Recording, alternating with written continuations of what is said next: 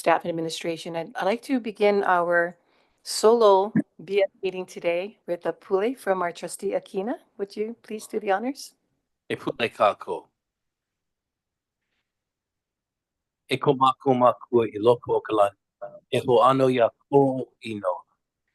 We are here gathered in your name, Almighty Lord, and ask for your blessing upon all that we say and think and all that we do, that we might serve the betterment of the Hawaiian people and all people. We thank you for the great responsibility you've given us, and we seek your blessing upon our beneficiaries. We pray these things. Hey no lo Yesu Christo. Amen. Amen. Mahalo, trustee Akina. That was beautiful. At this time, as we settle in, how are we doing? Have everybody here yet? Oh, there's Sean. Chair, we're here. Okay, mahalo. Chair Marita Lindsay, mahalo for that. John is here, so I think we have everybody. Okay, all right.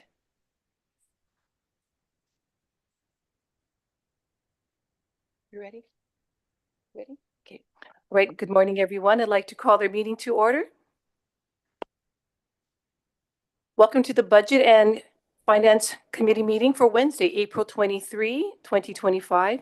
At this time, I'd like to quickly introduce my committee staff, Trustee Aide, Pohai Ryan, and Secretary Summer Soares. Now that I believe we are establishing quorum here, so Pohai, could you please kindly do a roll call for us? Just answer on your phone when you answer yours. Trustee Ahuna, excuse. Trustee Akaka. Ew. Trustee Akina. Aloha mai kako. Trustee Galuteria. You. Trustee Kahele. Aye, present. Trustee Lindsay. Aye. Present. Trustee Souza, excuse. Vice Chair Wahe'e. Present. And Chair Lapa. Present. Quorum established. Mahalo, Pohai. All right, at this time, first of all, I'd like to send a nice aloha out to all of our trustees that are virtual. And I guess I'm going to say you guys are all in Hilo, right? Yes. Yeah. Aloha All from right. Hilo. All right, it's going to be an awesome week. Can't wait to join you guys. I know some of us will be up there soon. At this time, I'd like to call the meeting to order. It is 11:05 a.m. And just a friendly reminder to please to turn on your microphone or take yourself off of mute if you are on Zoom when you do speak, so it records properly on our video recording. And then, of course, we need it to be so it's inaudible. We for record keeping purposes. So again, keep your microphone on when you are speaking. As for public testimonies, the following rules apply so that we all are respectful of everyone wanting to participate today. Public testimony should be limited to matters listed on the meeting agenda and will occur prior to any listed items conclusion or vote. If you begin to address other issues not on today's meeting agenda, the BF chair will call you out of order and direct you to limit your testimony to items listed on the agenda. Testifiers' mics will be unmuted when it is your turn to testify. If you're not audible, you will be muted, and the next testifier will be called. Oral testimony online will be limited to 5 minutes. Your mic will be automatically muted once you've completed your oral testimony or if allotted time for testimony expires. Please log off after testifying, otherwise staff will be removing you. Pohai, are there any testifiers today? Yes, but not on this item. Okay, hello.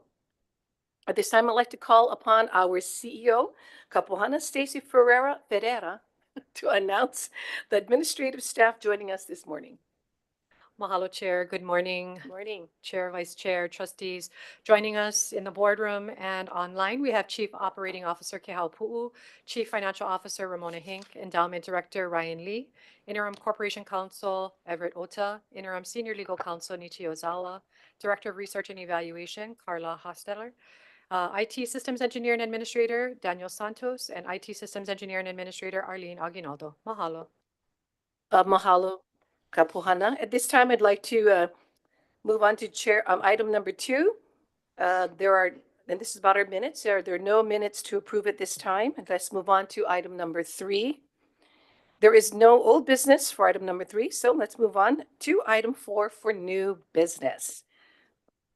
The first item for today is action item BF number 25-27, approval to carry over $140,000 of fiscal year 2024 grant carryover funds to fiscal year 2025 and reallocate from the grants program budget to the strategy and implementation economic stability program budget for execution of the Mahi microfund.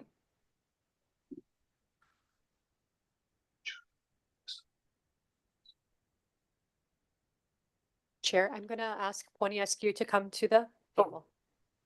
Mahalo. Could a Pony please to come to the table, and I'm just going to share with us some information, correct?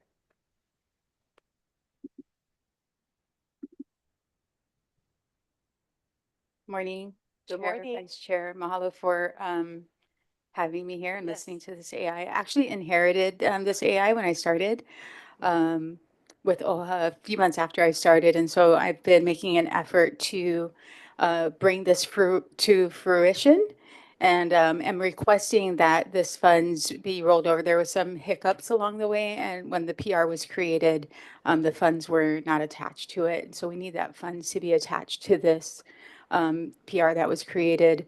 As well, I learned that it is under grants, and we all know that grants has a lot on their plate as well as being understaffed. And what I'm hoping to do by rolling it over to SNI is to be able to go through the RFP process and execute this microfund in a more speedy turnaround, being that it was originally approved back in May of 2024, so last fiscal year. So by rolling over the funds to this fiscal year and then putting it into SNI, I'll be able to effectively, do due diligence to complete this effort that started before I got here. Wonderful. So we have-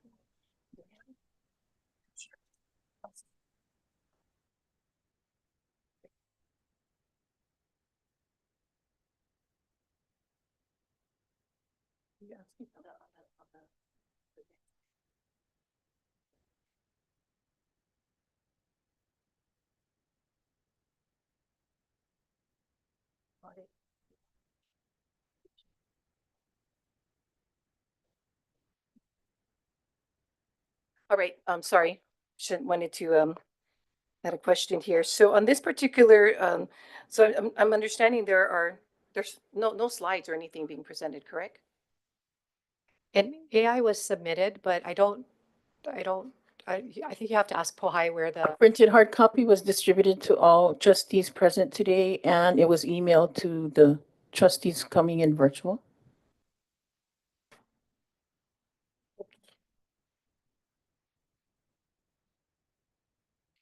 It also was posted on the council meeting agenda that was publicly noticed. Oh, okay, he doesn't have one. Hang tight.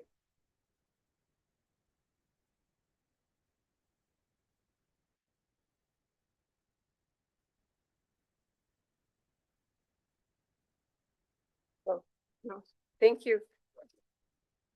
All right.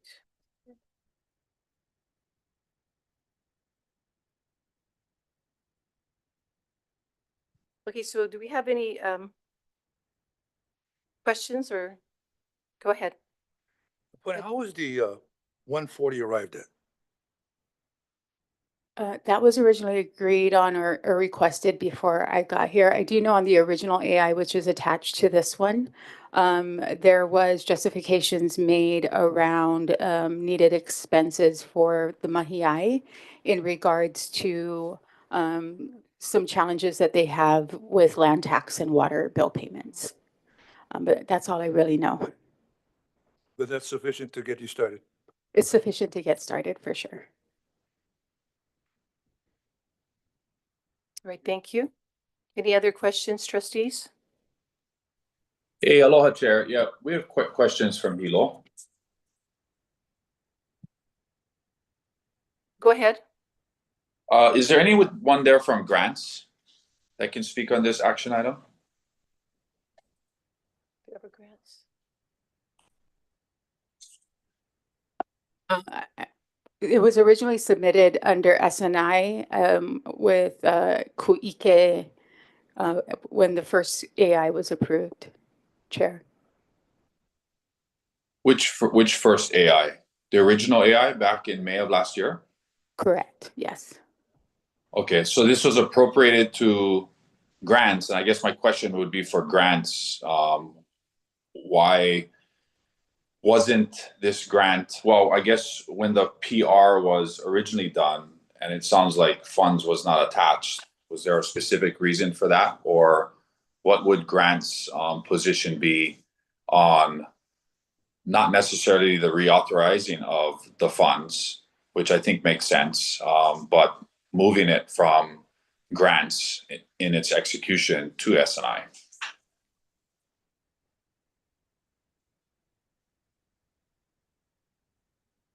We have Kapun Nui here to address that for Trustee Kaikaheli. Hi, aloha. Thanks for the Aloha. opportunity. Aloha. So this also predates my coming over to OHA, but in reviewing past footage, so this was originally brought by S&I. So the intent was always was for S&I to design and deliver, or at least inform. And grants at the time when we did have a grants manager, probably was going to support the execution of it.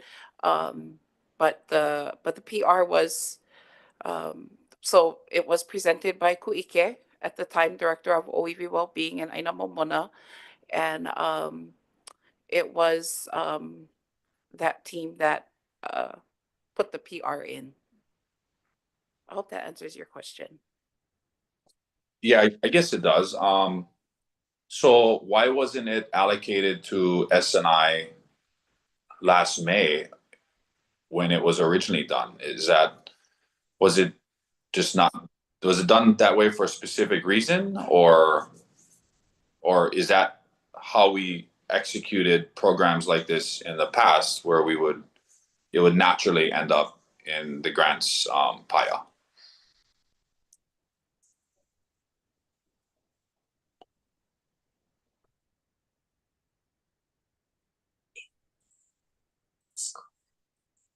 Sorry, getting some info here.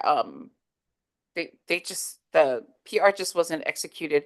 I'm not sure, like, now that we have an S&I team, there is, I mean, to try and answer your question, you know, we are having more discussion, collaborative discussions about where things should go, whether it is, you know, something that would be a community grant versus something that would be executed by S&I. That's, you know, current practice. As for what happened back then, it just wasn't executed, is what I'm being told. I guess my only concern is with the action item is that, you know, we know that we have major vacancies in grants, right? That we're desperate to hire a qualified and experienced grants manager and at least another grants officer.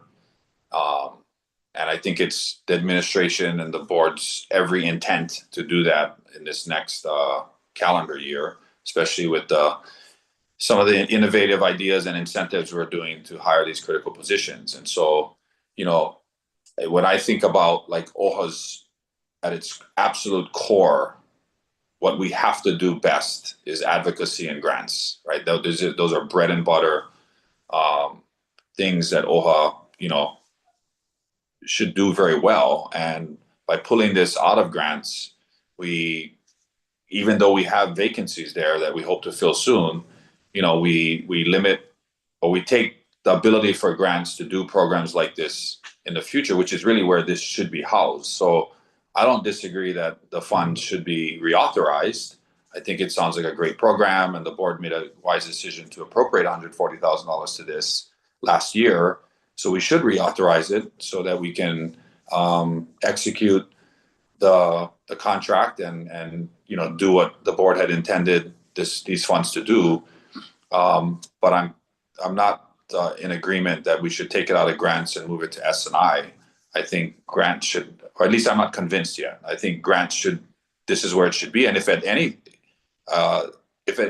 I guess the question would be, well, if we purely just reauthorize the funds and left it where it is now in grants, why couldn't S&I your existing staff help grants to execute it.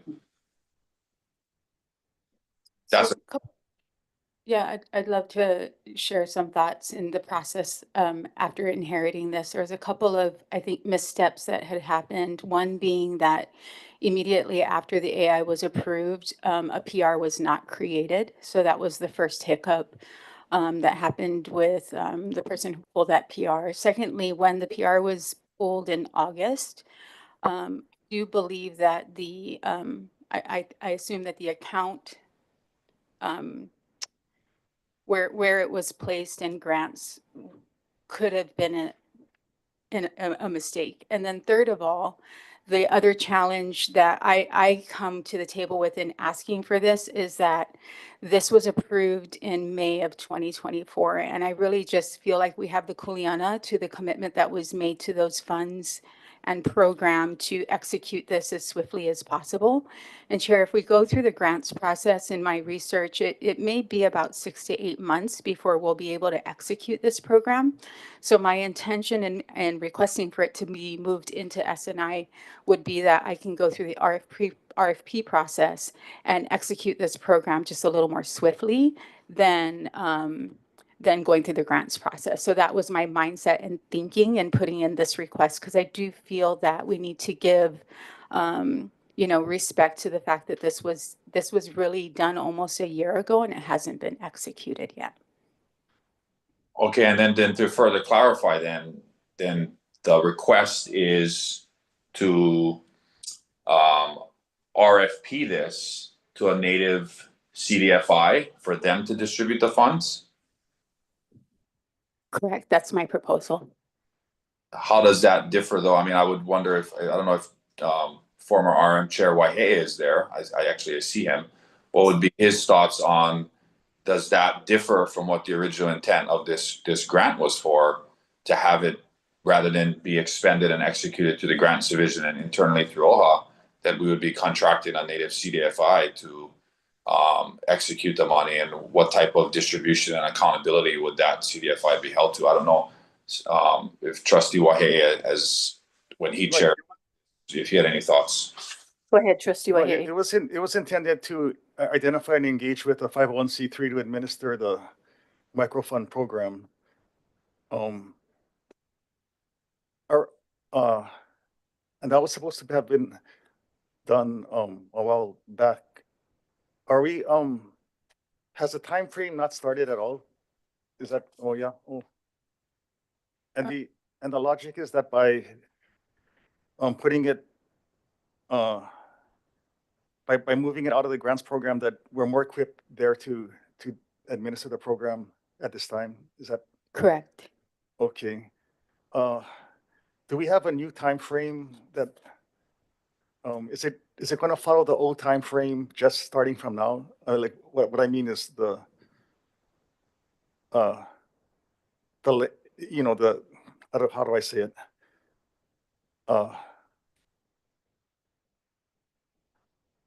There was going to be like a ratification of the program, and then I guess it looks like, yeah, within the next month, there would be further development of the program, and we were going to use the grants process as a template, and then engage with a 501c3, and that would be within a month's time.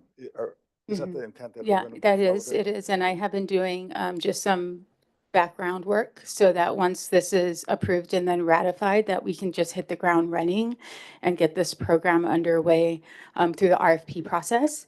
And then after that, hoping to facilitate it early end of this year. So if it all goes well with the contracting process with the 501c3, we should be able to execute this around August or September. Okay. Okay, I guess I'm wondering why, if it's ultimately going to be administered by a 501c3, why does it matter where the money is put? I mean, I'm not against it. I'm just wondering if it's ultimately going to be moved to that anyway, right? Or it's not. we don't have an issue keeping it in 3,800, which is the grants division. I would put it though in contracts for services since this is the intent. I will say also these are micro grants, so I think they're looking to award like 5,000, per for our Mahi. So we would want either way, whether it's through a procured contract or if we did an open solicitation, which Pony is correct, that would be lengthy, right?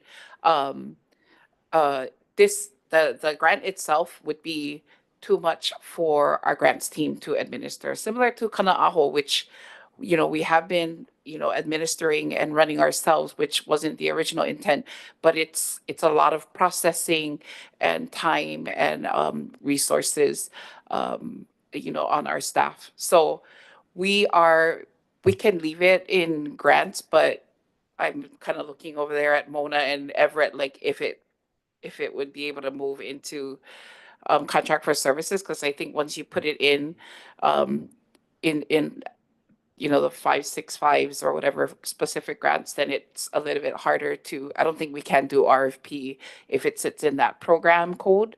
But yeah, we definitely support having a CDFI, administer it. Yeah. And I do want to mention that with all of our grants, and I think this is maybe maybe an example or would be a model for how we start to move forward in, programs and services that SNI is doing. So for grants, we do develop in collaboration with our grantees performance measurement tables.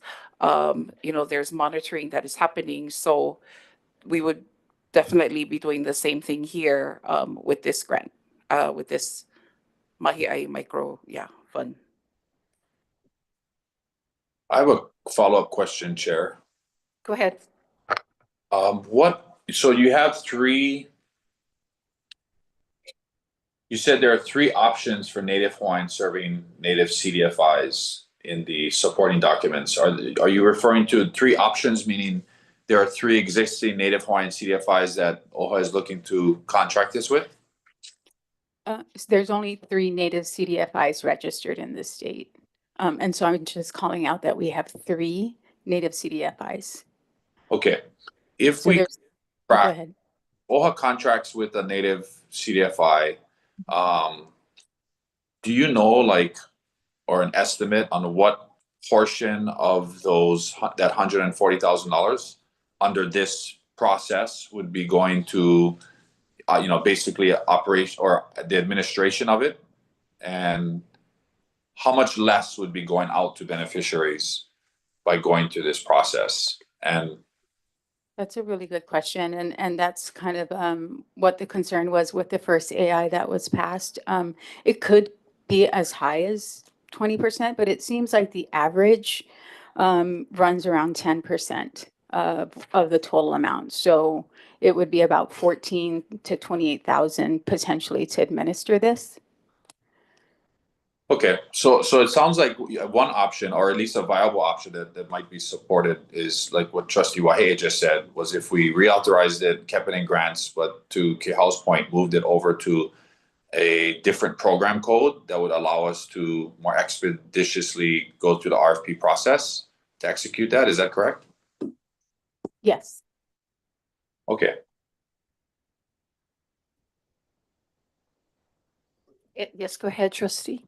So basically, in summary, this is meant to get the lead out, so we can start moving them. And 10% is not unusual for admin fees.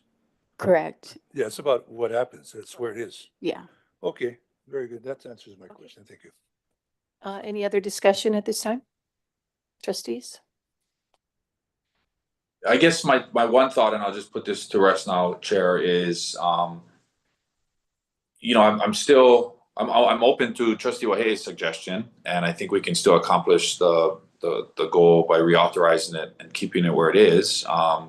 The only thing I would want to point out is, and unfortunately, one of our trustees is preparing for a Merry Monarch here in Hilo, and he also, wanted to participate on this action item. So one thought is, and I know to Trustee Galatero's point, right, time is of the essence. But if maybe you would consider delaying decision-making on this action item to the next BNF meeting, that will allow the full board there, and also maybe the opportunity to vet out Trustee Wahe's proposed action item that would obviously amend the current action item before us, if we were to consider that. So just for your consideration. Anyone like to contribute to his suggestion?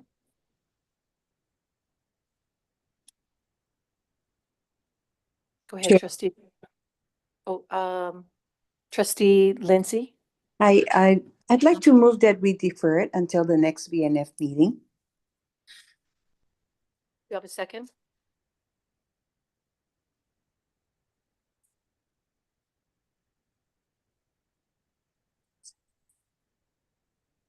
I second it, if you need a second. All right, so we have a second. Yes, I'm sorry, go ahead, trustee Aquino. Yes, thank you, Chair. I just wanted to ask administration what their thoughts were about deferral. It seems as though time was of the essence in moving forward with this to prevent, as you refer to in the supporting documents, rolling over into another fiscal year. Yes, my intent is to get this approved and ratified before end of fiscal year. And I think in this, if we defer, I think we're still in that timeline. It does push it and gets really close, but I think we're still there. So it could effectively take place, and we would still be in a zone where I wouldn't have to ask for another fiscal year of rollover. Yeah. I have on that. Yeah, my only comment would be, so I totally agree, Pony, that reauthorizing it this fiscal year is very important. If we deferred today's action item to the next BNF meeting, that's literally a week from now. That's next week, Wednesday, April 30th. I believe Trustee Souza will be with us then, and then we can take action on whatever that action item looks like, if it's as it currently is presented to the board, or if it's modified to reflect what Trustee Wahe suggested.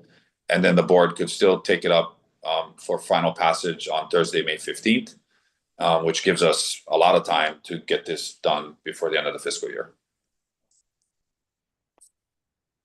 Sounds good. Sounds good? Chair. Yes, go ahead. Who is that, trustee Akaka? Aloha. My question being that based on the mana'o and recommendation of Trustee Waihe'e, is it not possible to draft that together now?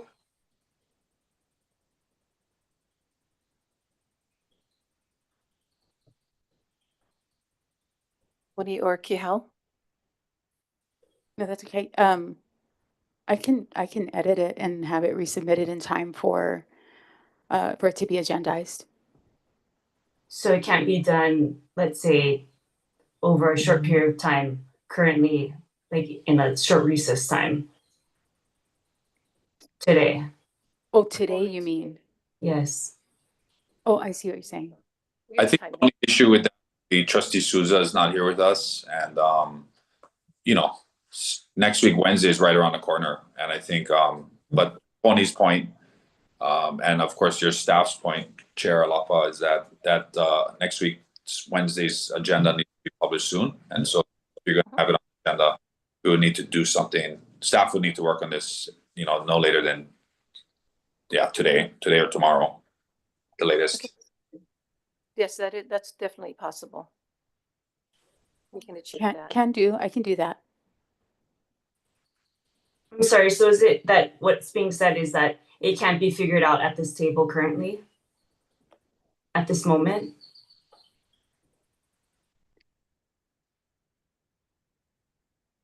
I think the also issue Trustee Akaka was bringing up about Trustee Souza being at the table. So what I can do is update the current AI and submit in time for it to be agendized for next BF meeting next week. Next week, Wednesday. Okay, but I mean, trustees, it's not that we always get all trustees in a meeting, but going back to my original question, so we can't write that action item to be accommodated currently at this moment? It would take a day's time, if not more. Yes, Trustee Akaka, I think I'm going to need a little extra time, I believe, and we can do it for next week, Wednesday, if everyone agrees. Okay. We agree. Can you read the motion again?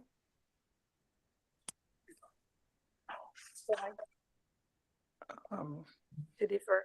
To defer the action item BF 25-27 to be re-agendized for next Wednesday's BF meeting. Okay, thank you. And we had Kai second that. Yeah, Kai seconds. All right, thank you very much. So I'm going to do a roll. We have any testifiers for this? No? I want to make None. clear that. No testifiers. Okay, take a roll call, please.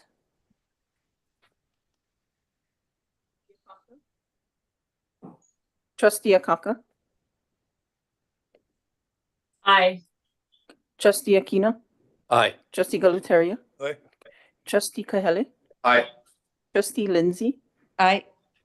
Vice Chair Wahehe, Yes. Chair Lapa. Yes. Motion to defer this action item passes. Okay, mahalo. All right, moving on to action item B, BF number 2528. Approval of OHA funding for a Ho'akoakoa Lahui event sponsorship to Hana Arts for the 2025 May Mele Hana Ho'olaulea series event on May 2nd through the 16th of 2025 in the amount of $5,000. So moved, Madam Chair. I'd have a second. I second. Okay, mahalo. Moved by Trustee Waihe, second by Trustee Lindsay. And I'd like to call upon Kaponui Pu'u to take this item over for us. Mahalo, Chair Lapa. So, yes, this is, I'm just gonna introduce all 5 of the action items real quickly. So we have 5 sponsorships today that have gone through process and that are being recommended for funding. And again, a couple of things I want to share that's a little bit different. So we have now included our application, the sponsor application and scoring matrix, but we've redacted some of the information, specifically people's names and contact information. I want to call out for the application for the scoring matrices that you may see sometimes the evaluators comment may conflict with what we are formally recommending for approval, and that's because we continue to use our tiered awarding our award tiers for recommendation, and that's the 45 plus at 100%, 40 plus at 75%, and 35 plus at 50%. And then just last one for the action item. I mean, 2 more things. Action item number 2531. In the actual action item, we have the name of the nonprofit has changed. I think it's Hawaiian Community Development Corp. Or I'm sorry. So anyway, just wanted to flag that for you folks. But when you look at the action item, you'll see that we've made that change and noted that change. I think we have a nice mix of events here, and we have some of our neighbor islands well represented. That's all. By the way, I'd like to ask if is Everett here? With this change, is this cleared for this change regarding the name?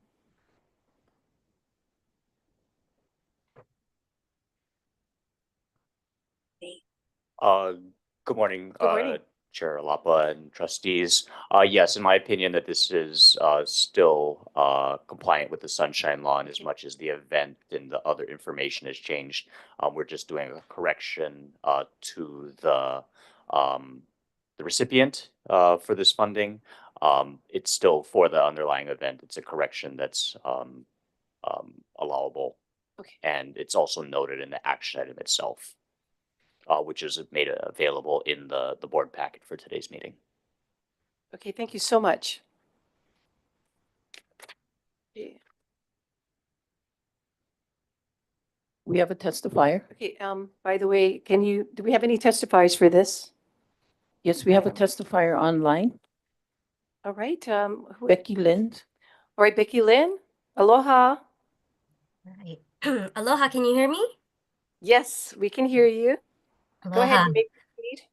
Great. First, I just want to mahalo you all for taking the time to hear my testimony and for the consideration of our proposal.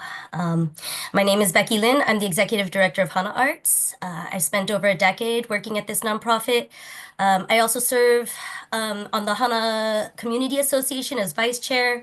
I also sit on the Hana Advisory Committee to the Maui County Council. It's been my life's work to create these spaces where community can come together and create together through culture, through arts, and through education. I'm a recent alumni of the Ka'ipu Kukui Fellowship. I'm a current fellow in the National Leaders of Color cohort through Creative West, both of which they've deepened my commitment to serve the Lahui. Today, I also come to you as a mother. My son is in Papaivalu at Kulakaiapuni Ohana. And like so many of our keiki, he's part of this next generation, carrying his culture, the language, and identity forward. And I see firsthand how important it is to create these spaces beyond the classroom, where he and all of our keiki can see and they can hear and they can feel the community that raised them. And that's the heart behind the program that I'm speaking for you today. And that's the May Mele, the Hana Ho'olaulea series. It's a free public event series happening throughout the month of May, and it's across 3 events.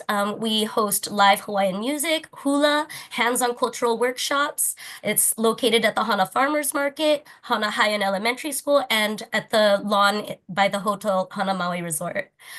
So yeah, from lei making and hula to keiki hoike and local vendor opportunity.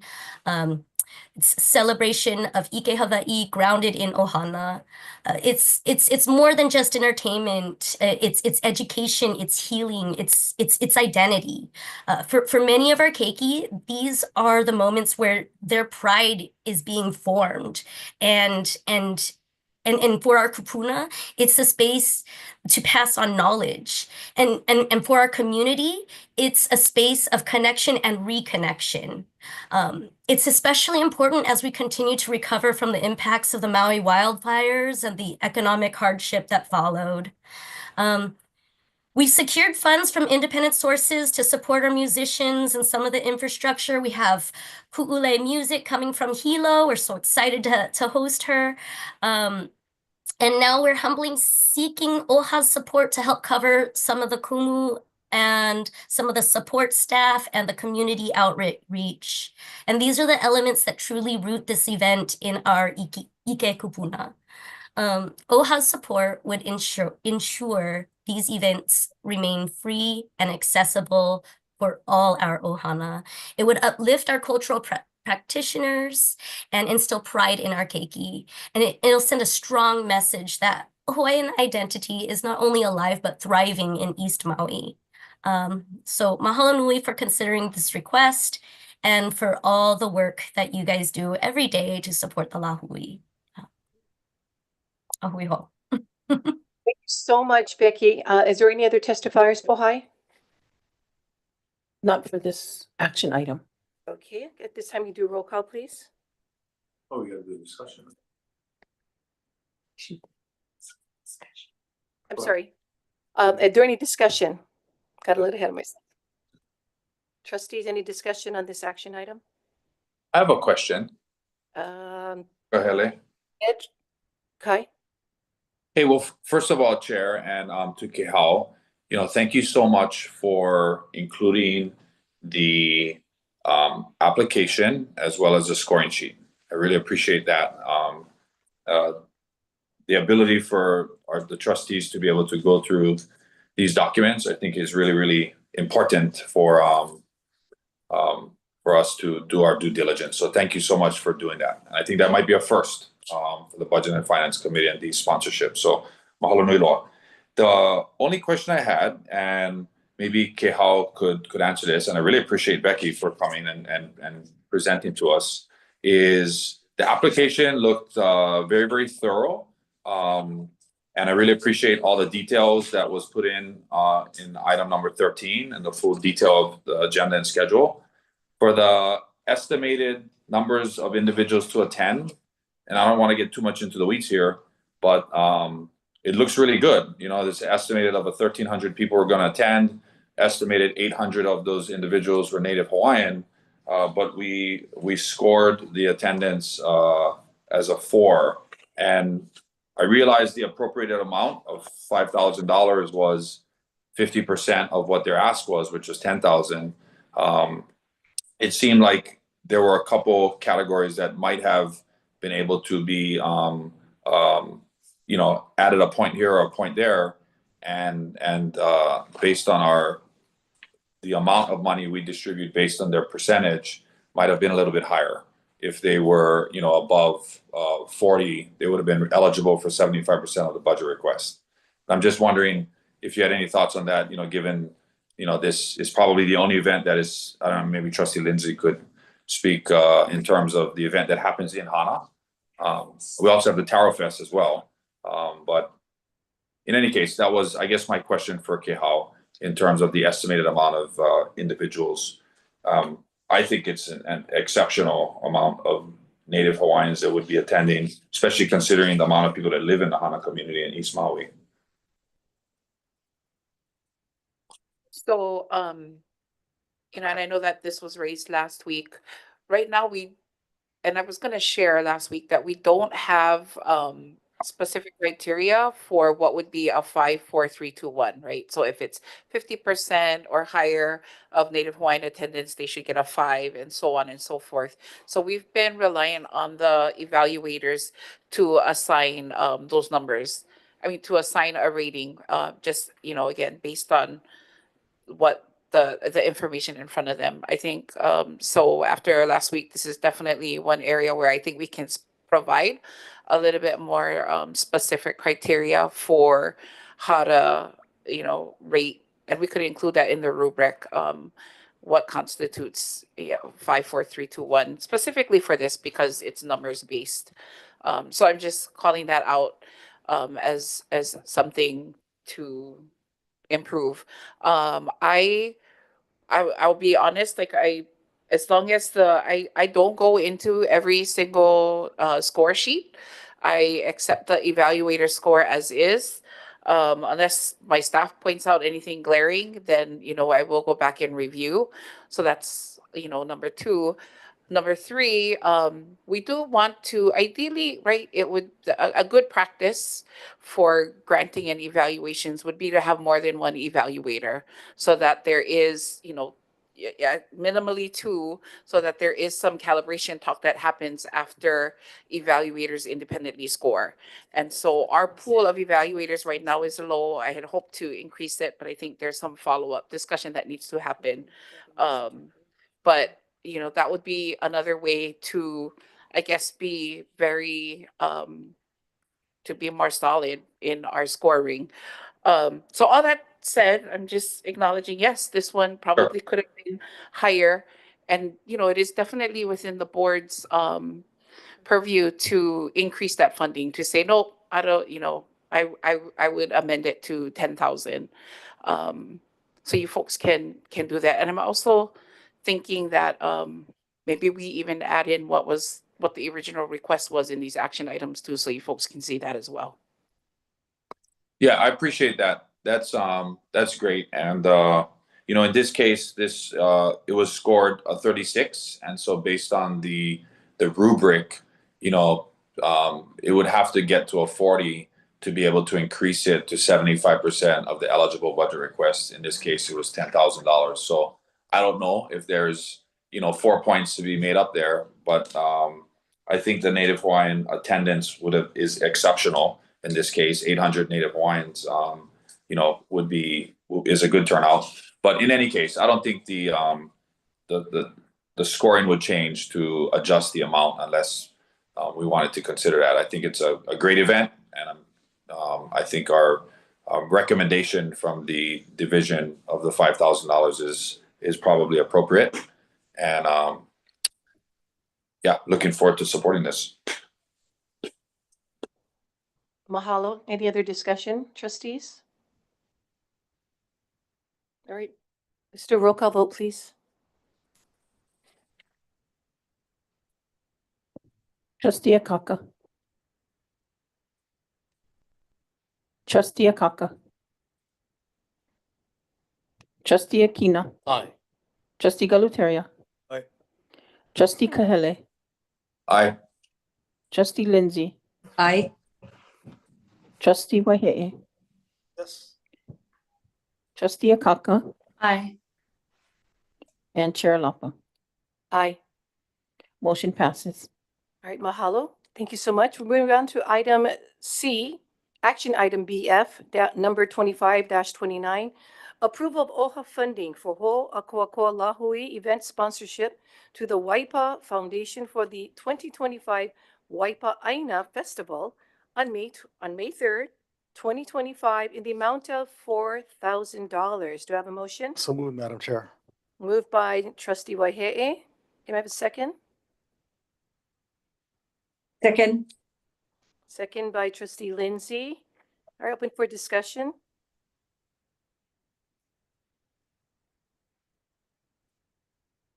I just have one technical thing.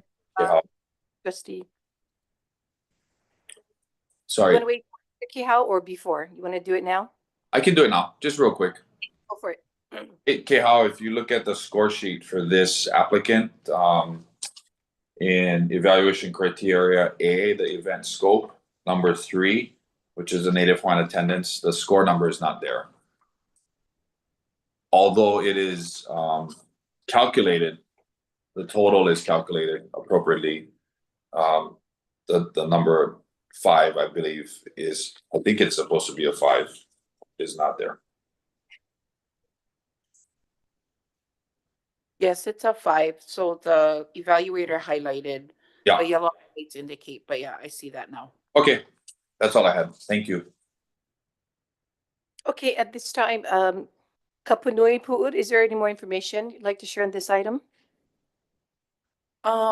Yeah, I will share. So this request came in at 9628. That was the original request. And then after review of what was eligible, it was at 7828. And so based on the score, it's a 50% recommendation. And we just evened it out at 4K. Okay. All right, mahalo for that. Is there any testifiers on this item? C? Right, and may we have our testifier, please? We have testifiers Mikiala Owen and Kawifu. Aloha nui a kākou, o wau no kau ifu, me makuafu, and o kia o Michaela Owen. We're here in the Ua Nui, Ua Loko Hanale, and we're just humbled and grateful to be able to reach out to you folks today. Mahalo for your recommendation of supporting our Waipa Aina Festival this year. We're on our 10-day countdown and really excited to be putting this on for our Lahui Hawaii. All of those that feed and grow and practice in Halele'a and on Kauai. And we're here to provide any answers to any questions you folks may have. Yeah, we're just here. So mahalo.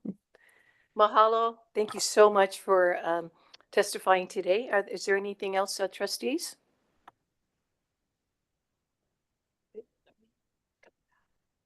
Is he coming back? Oh. All right, at this time, let's do roll call, please. Trustee Akaka. Trustee Akina. Aye. Trustee Galuteria has now been excused. Trustee Kahele. Aye. Trustee Lindsay. Aye. Vice Chair Wahe'e. Yes. Trustee Akaka. Aye. And Chair Alapa. Yes. Motion passes. Mahalo Pohai. At this time, we'd like to move on to action item D, action item BF 25-30, approval of OHA funding for a Aho Akoakoa Lahui event sponsorship Tuhui Makua Punanaleo o Molokai for the Ho'omau Molokai 2025 event on May 3rd, 2025 in the amount of $14,500. Have a motion, please. So moved, Madam Chair. Moved by Trustee Waihe'e. Second, please. I'll second that. Okay, mahalo, Trustee Akaka. And at this time, I'd like to call upon Kapunui Pu'u to share more information about this action item.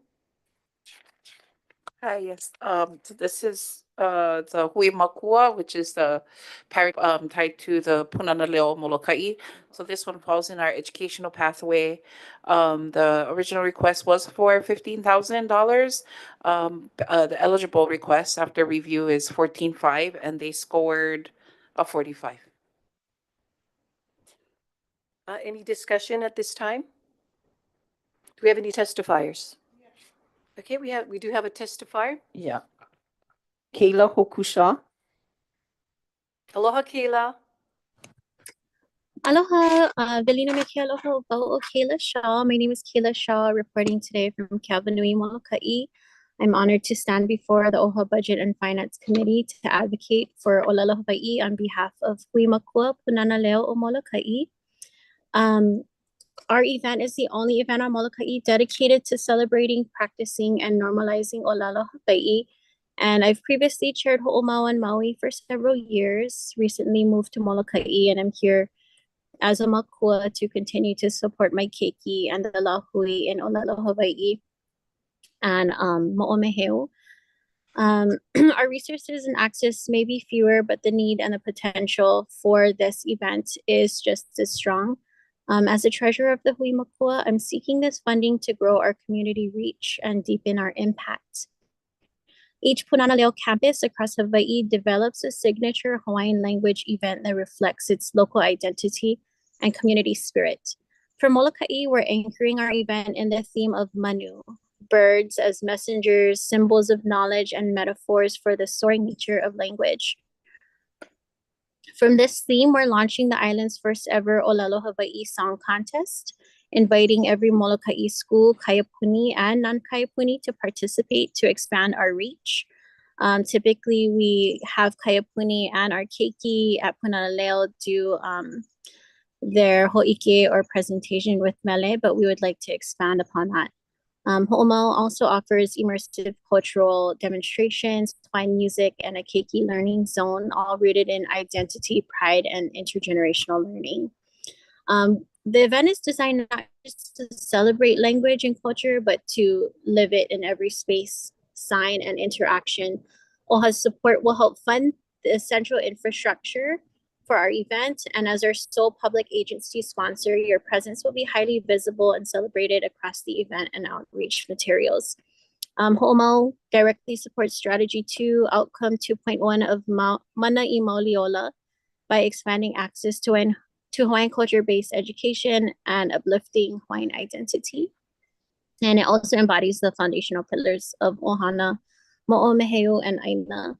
Mahalo nui for your time and for considering our requests and for continuing to stand with our lahui in uplifting Olelo Hawaii. Eola ka Olelo Hawaii. Mahalo. Mahalo, Kayla. That sounds so exciting. I can't wait to see the contest and all the exciting activities planned for that day. Are there any other testifiers at this time? Not for this action item. Okay, this time let's take a roll call vote, please. Trustee Akaka. Trustee Akina. Aye. Trustee Kahele. Trustee Lindsay. Aye. Aye. Vice Chair Waihe'e. Yes. Trustee Akaka. Aye. Trustee Kahele.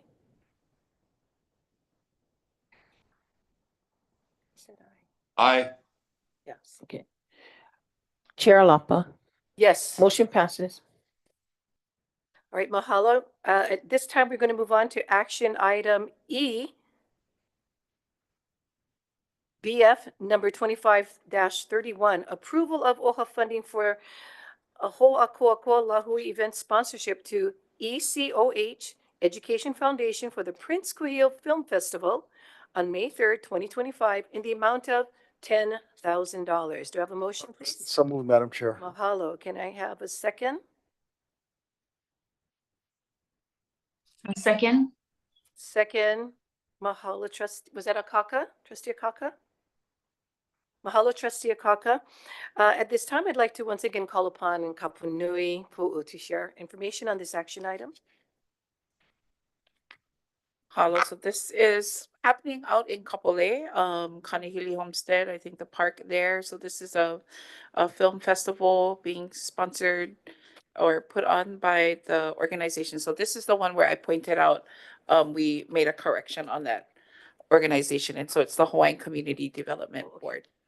And the recommended amount is $10,000. And that was the original request as well. All right, mahalo for that. Do we have any discussion on this item, trustees? Trustee Akina? Thank you. Yeah, just a couple of questions. What is being sponsored? What's the intention of the funds, basically, and how is the film related to that?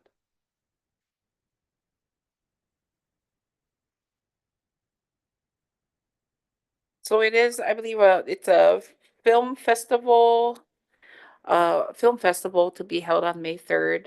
And it is premiering a film called Kai at the Kanehili Homestead Park. They do have a high expected number of attendants, and there will be seminars, hands-on workshops, resource fairs, attendees. So there are opportunity for them. It's, in the homestead, our newest homestead here on Oahu in those areas. So expected high number of attendance. Also, there will be some like art featured at the event, which I believe we will acquire post-event. So we are sponsoring the activities, and then there is a after event benefit as well. Hope that was helpful. I'm just, I don't have a problem with supporting a film festival or the film Kai. I'm just curious as to what the tie-in to the Hawaii Community Development Board is. Is there a housing theme, or is this to honor Prince Kuhio? Because I'm going to, mahalo. I was going to bring a testifier up. So at this time, it's your cue to come on up. We have a testifier in house. Yeah, live testifier, in person, Patty Tankayo. All right, so we have here Patty Tankayo, as she'll be representing the ECOH.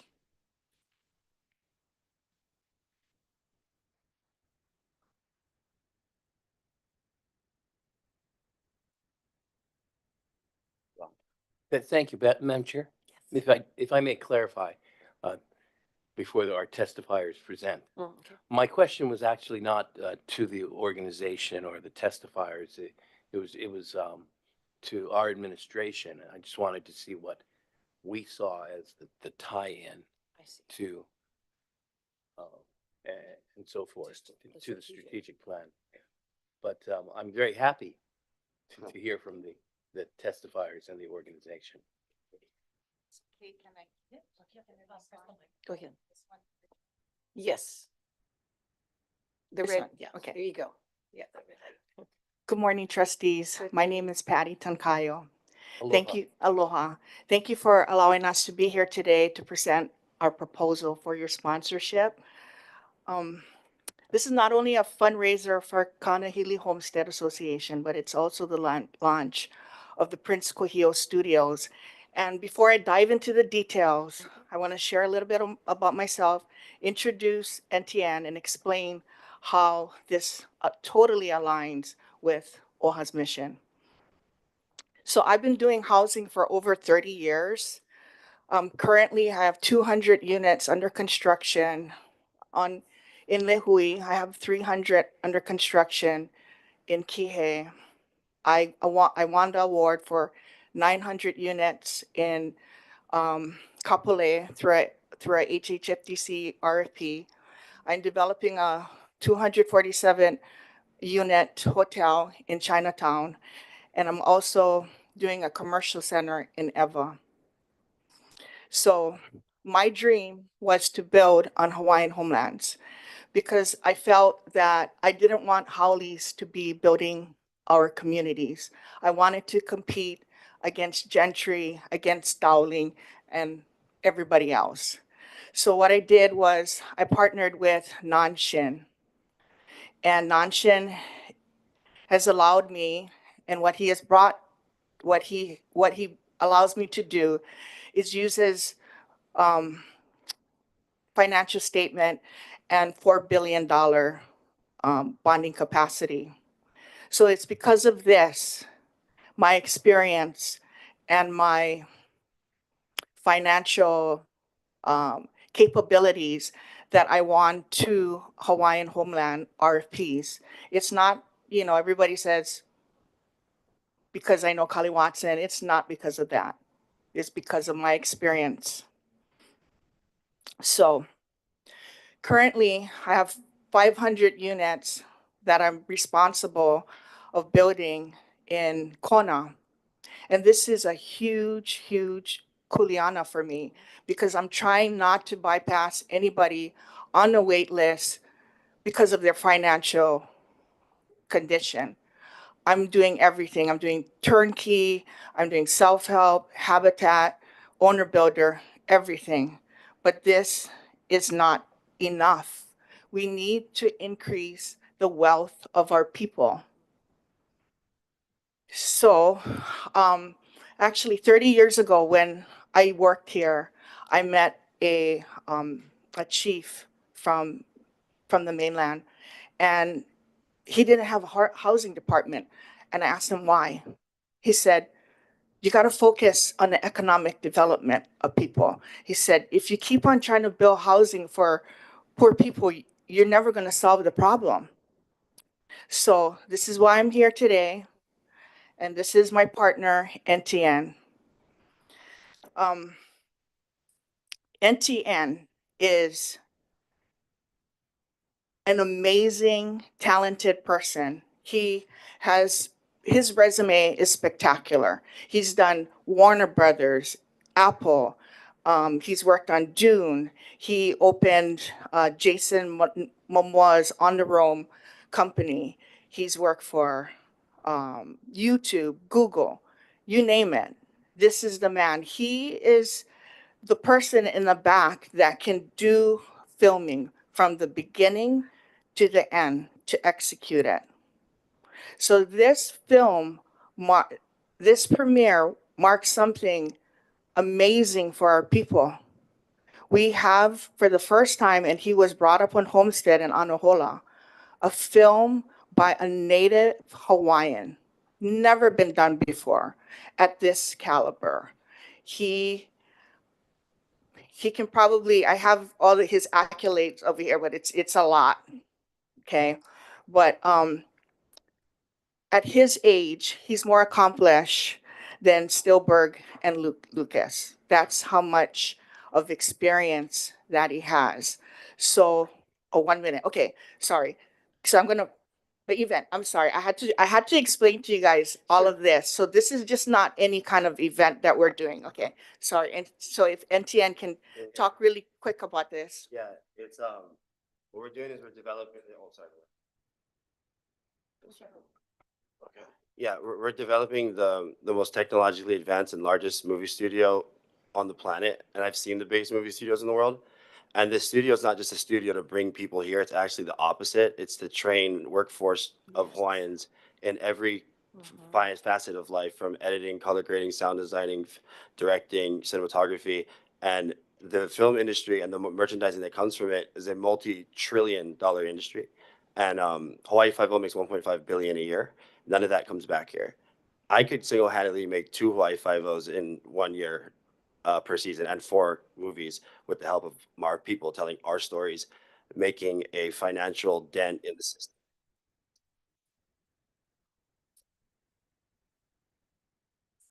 Yeah.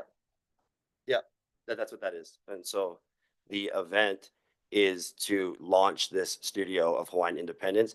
And we're announcing that we're giving 20% of all net generated revenue from the entire studio, merchandising, everything, which will probably approach $1 billion or more within the next 3 years, to the Native Hawaiian community, of a list of 40,000 people, starting with the wait list to build the homes.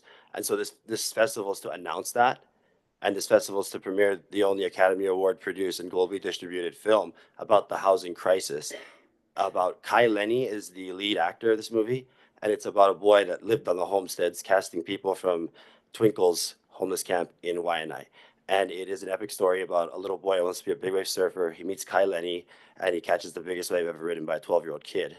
And it's about who founded surfing, the Hawaiians, and how to live with aloha. And it's an example of the pedigree that we could reach that was never possible before. And we don't need tax credits or unions to solve the financial crisis. We need to tell our mo'olelo and follow in the footsteps of people like my kahuna poni. Sorry, I get really emotional.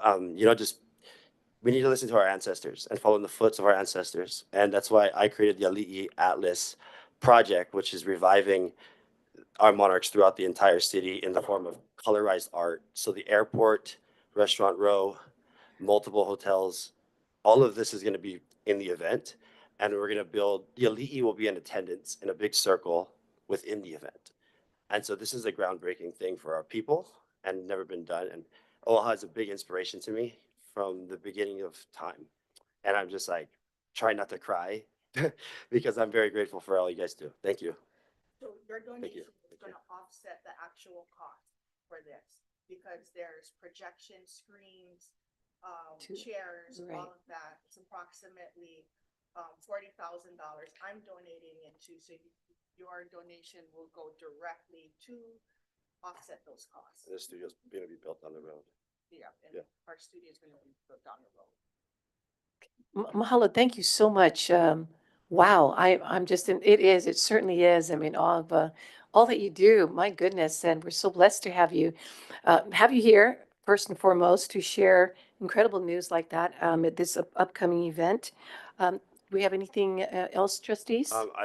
Kai Ali'i, Yes. he's the one that inspired me to do this when he took me to the state capitol like 6 to 8 months ago. So I just want to thank Kai for doing that. I love you, buddy. Thank you. Hi, Etienne. Great to see you, man. Too. Thank you. All right. All right. Thank you so much. We appreciate that. Any other discussion? Welcome. Go ahead. Just for admin, but first, mahalo to both of you. It's a marvelous vision. I wish you well. I'm looking forward to seeing Kai. Aloha. Mahalo. My question for KP is just, I just need some help to clarify what we are sponsoring and how it relates to our strategic plan. Along with that, whether we are supporting a profit or nonprofit endeavor. The launching of a studio was mentioned, the revenues of which will partially be contributed back. Is this studio a profit venture, and how does that fit with our funding protocols? So our understanding is it's a nonprofit, and I would say that this particular event actually hits multiple strategic outcomes. One would be housing. Obviously, this is going to be on homestead, and it really is to inspire economic development, workforce development of one of our biggest industries in Hawaii. However, unfortunately, many of our Native Hawaiians who do participate as who work on films and movies are below the line employees, and being able to promote above the line opportunities, producers, filmmakers, music composers, where there is much larger revenues to be made, and again, they didn't talk about it in their when they were up here, but there's a bunch of other activities that are occurring, during the event. So there will be opportunities for homesteaders. Obviously, many of them, if not all, if you're a homesteader, you're most likely going to be Native Hawaiian. We'll be able to engage with other Native Hawaiian who are in the film industry. And then there are other activities that are going to be held. There's going to be a concert, which they will have, local and Native Hawaiian performers. So it's a host of activities, but if I had to carve out the two strategic initiatives, it would be housing and our economic development resilience strategy. And then I also want to note that, at OHA, we do stand on our Hawaiian values of aloha.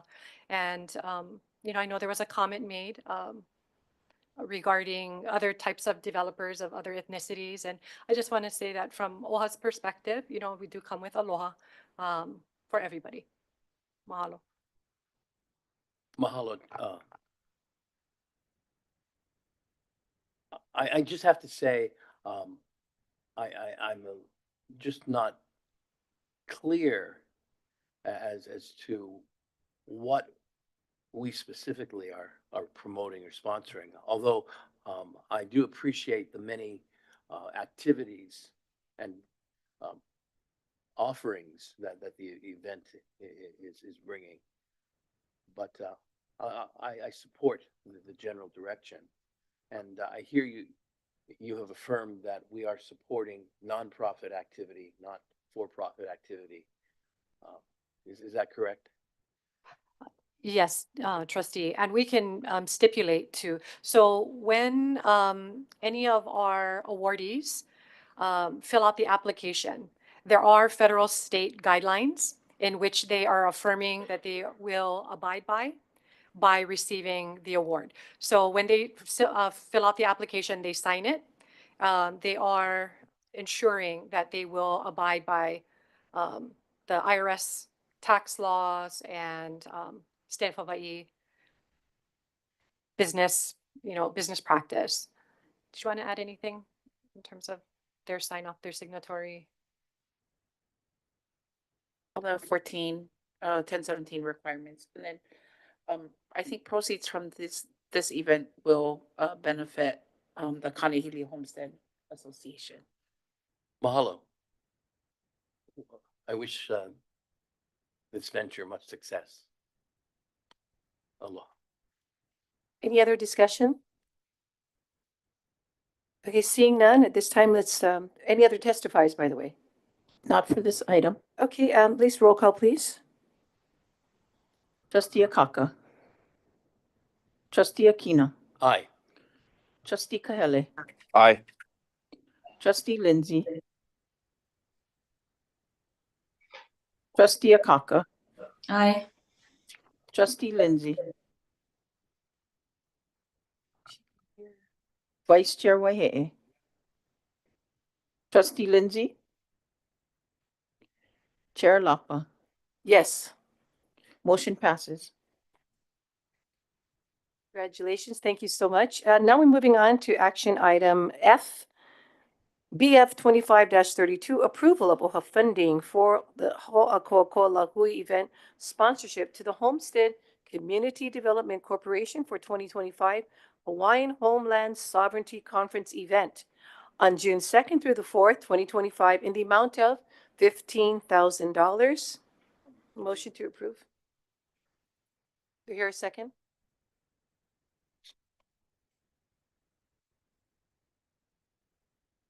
Anyone second?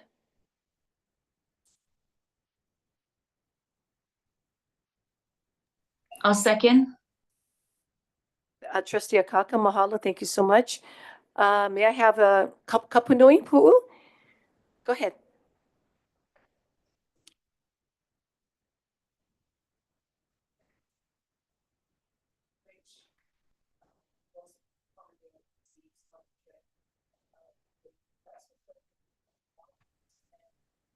The score reflected full support of their request. Okay, mahalo. Do we have any testifiers for this item? Yes, we have one testifier. Lilia Kapuniai. Aloha, Lilia. Aloha mai, Chair Alapa, Vice Chair Waihe'e, and committee members. My name is Lilia Kapuniai, and I'm representing the Homestead Community Development Corporation as its chair and as the fiscal sponsor of the SHA, or the Sovereign Council of Hawaiian Homestead Associations. The SHA has organized a convening of Hawaiian Homestead Association board members of the 50 Homestead Beneficiary Associations every year for 38 years since its founding in 1987. This will be the first year that the SHA is evolving and opening the convening to all Native Hawaiians on or off homestead, or on or off a homestead board. We've coordinated 18 breakout sessions on topics including grant writing, mortgage lending, agricultural capital, and capacity building sessions that will be supportive of any Native Hawaiian organization. We have 8 sessions specifically coordinated for Hawaiian homeland issues like how to transfer a lease or how to designate a successor. I'd like to mahalo Trustee Bickwood Galutaria and CEO Stacy Ferreira for accepting our invitation to speak to all of our attendees. I know that everybody will be looking forward to hearing from you. I can drop the conference short tapes into the chat to share with all of you, and you can see the quality of speakers, or I can share, or I can email it to the secretary and she can distribute to all, whichever is easiest. And I invite, on behalf of the SHA and the HCDC board, I invite you all to come and attend and see what we are sharing to all of your beneficiaries. Mahalo, Lilia. You're welcome. Thank you so much for being here and sharing this wonderful event. Do we have any other testifiers? None at this time. Any discussion, trustees, on this particular item? Hey, Chair, this is Kai. I had a question. Go ahead. Maybe my question is for the admin. Was this like considered a? I know we've talked about legacy grants in the past, and Chair Emerita Lindsay had brought it up in the past, but was that factored into the evaluation of this particular application? No, it was not. Okay, so this wouldn't be considered a what you call a legacy grant, yeah? It wouldn't. I hope I don't complicate things by sharing, but there are budget line items for what were legacy sponsorships. However, under Ho'akuakua, we're still requiring any organization right now to undergo process, because that was something that was pointed out in the audit, is that although we had these legacies, we weren't holding them to our 1017 requirements. So if legacies are applying, we're still putting them through the evaluation process and making sure their requirements are met. But if they are approved, the good thing is there is a budget line item for their for that event. But that doesn't, the fact that they were listed as a legacy doesn't have any bearing on our approach to scoring or any of that. Okay, yeah, my only comment would have been, and because we ended up, or the proposal or the action item is to basically max fund this event. Is that correct? The action item is for $15,000? Yes, it is. Yeah, okay, so that would be basically an event that maxed out on the scoring sheet, or at least fell within the 45 to 50 point range. Is that I would have asked that the application from the applicant be more robust in comparing it to other applicants that had provided more information in their applications, in their initial application. I know the action item, and you guys included stuff that looks like it's screenshots on schedule and whatnot from maybe the event agenda, but for a max $15,000 sponsorship, I think the application from the applicant should be more robust and more filled out. That's just a comment for to take for future applicants, especially ones where we're giving the maximum amount of money. Mahalo. I do want to share that their budget is the majority, $14,000 of the budget is actually to support registration for 40 Native Hawaiians to attend the conference. I think that's good. Okay, mahalo for that. Is there any other discussion, trustees?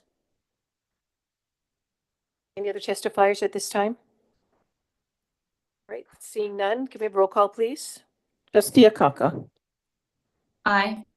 Trustee Aquino. Aye. Trustee Kaele. Aye. Trustee Lindsay. Aye. Vice Chair Wahe. Yes. Chair Lapa. Yes. Motion passes. All right, mahalo. Thank you so much. This concludes the sponsorship area, and now we're going to move on to item G. We have a presentation by administration of the OHA Fiscal Year 2026 and Fiscal Year 2027 Preliminary Biennium Budget. OHA Trustees preview prior to opening of community feedback opportunities. And at this time, I'd like to call upon CFO Ramona Hink, there you are, to lead the next discussion for item G on our agenda.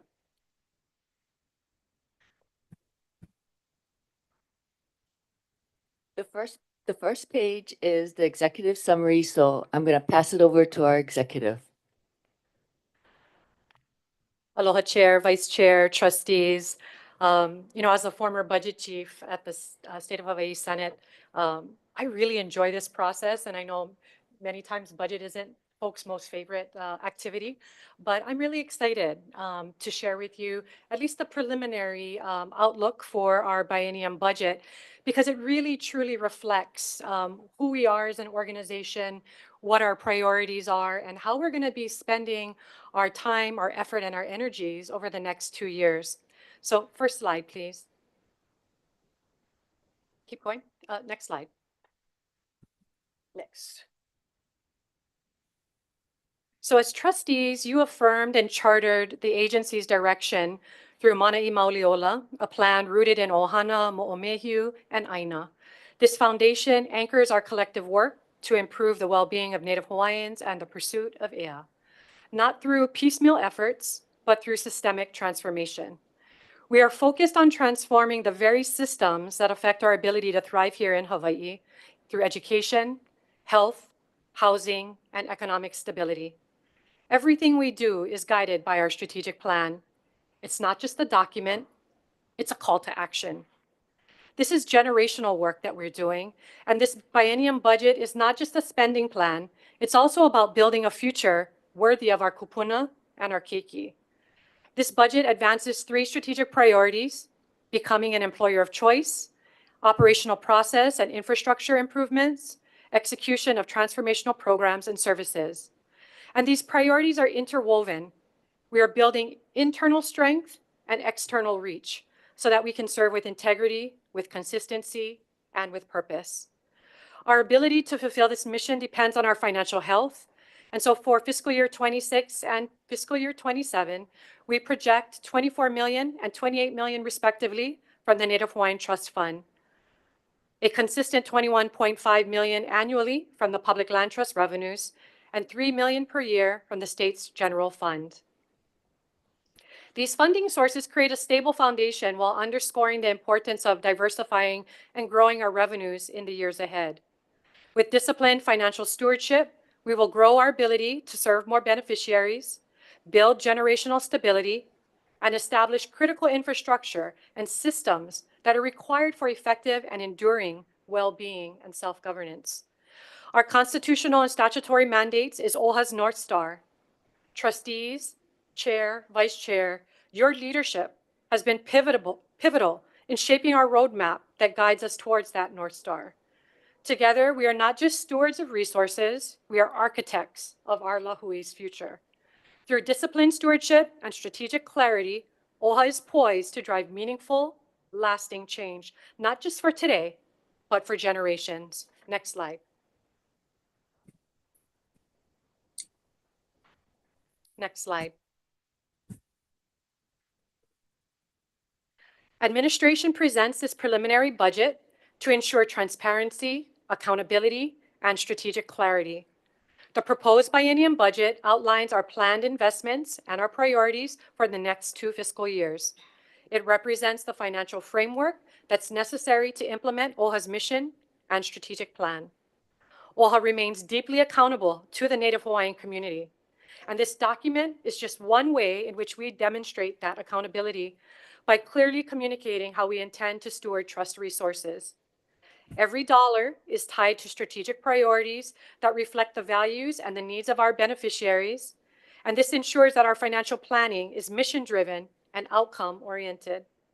We welcome the board's insights, your questions, and your direction as we move from this preliminary phase to a finalized budget that meets both fiduciary and community expectations. This overview sets the stage for deeper discussion, refinement, and eventual adoption.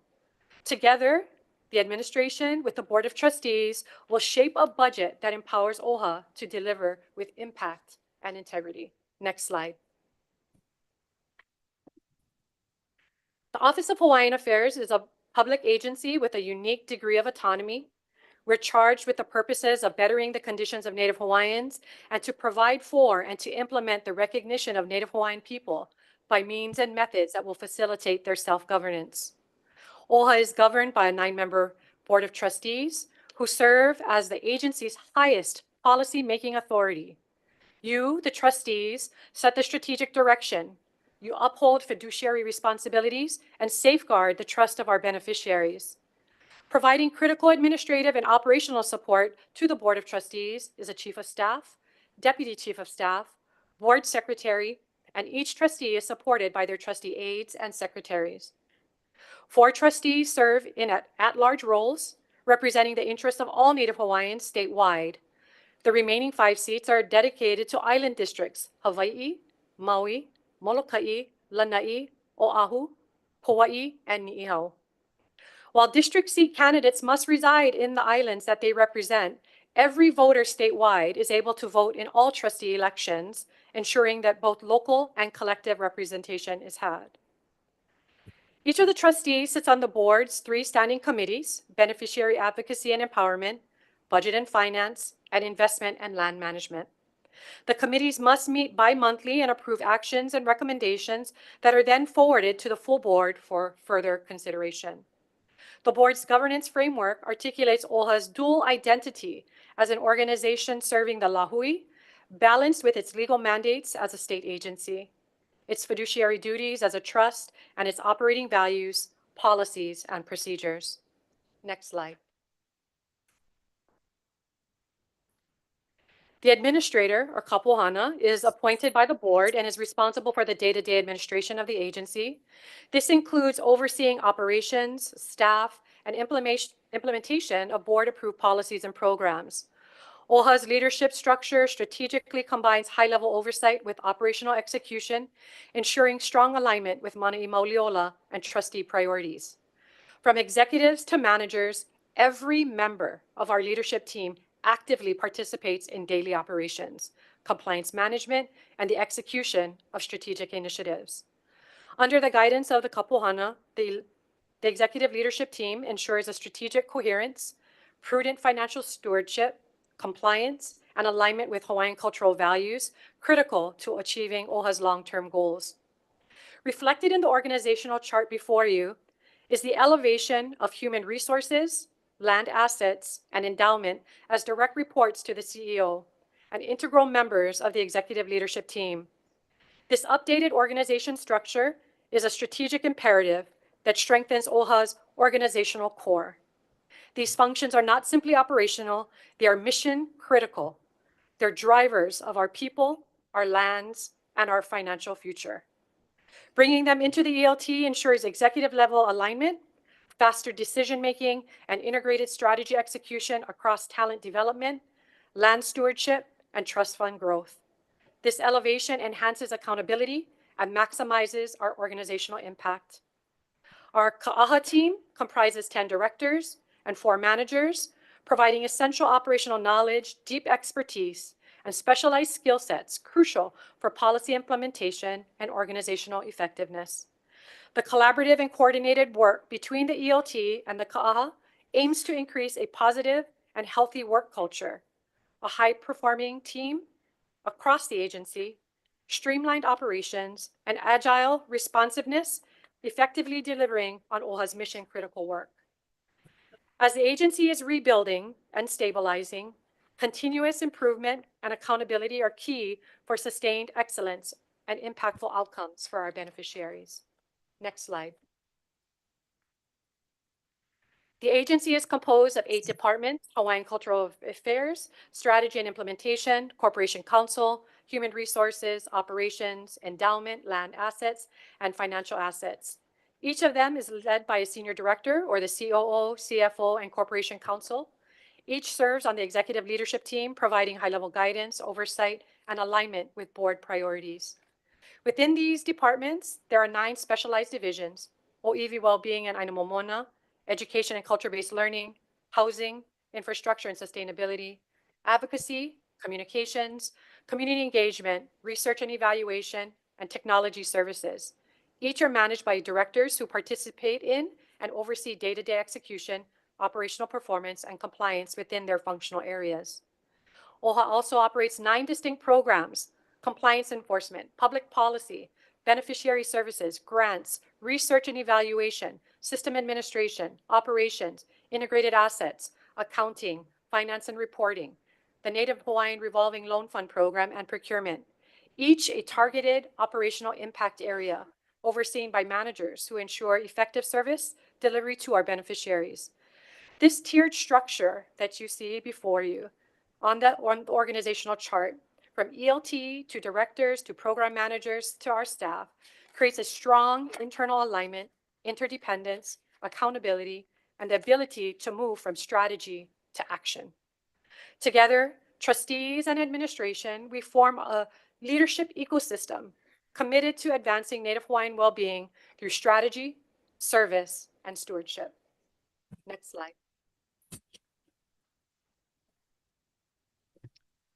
OHA's strategic plan approach leverages the inherent mana, or the strength of our communities, driving positive change towards comprehensive Native Hawaiian well-being, Mauliola. Mana I Mauliola, interpreted in English, is from strength to well-being. Over a 15-year horizon, OHA is deploying 8 external strategies aligned with our foundational pillars and strategic directions to realize an abundant and thriving Lahui. The board approved external endowment strategies to ensure financial sustainability and enhancing our long-term capability to support our beneficiary needs. Our combined external and internal strategies are critical to positioning OHA for long-term operational effectiveness, cultural alignment, and sustainable outcomes for Native Hawaiians. Next slide. Aloha Chair, Vice Chair, Aloha. Trustees. I'm going to walk through our budget construction process. The development of OHA's biennial budget begins with a strategic plan. And from this starting point, the implementation plan and tactics are created to guide all operational activities and projects that OHA intends to undertake in the next 2 fiscal years. The budget is a financial expression of these plans and activities.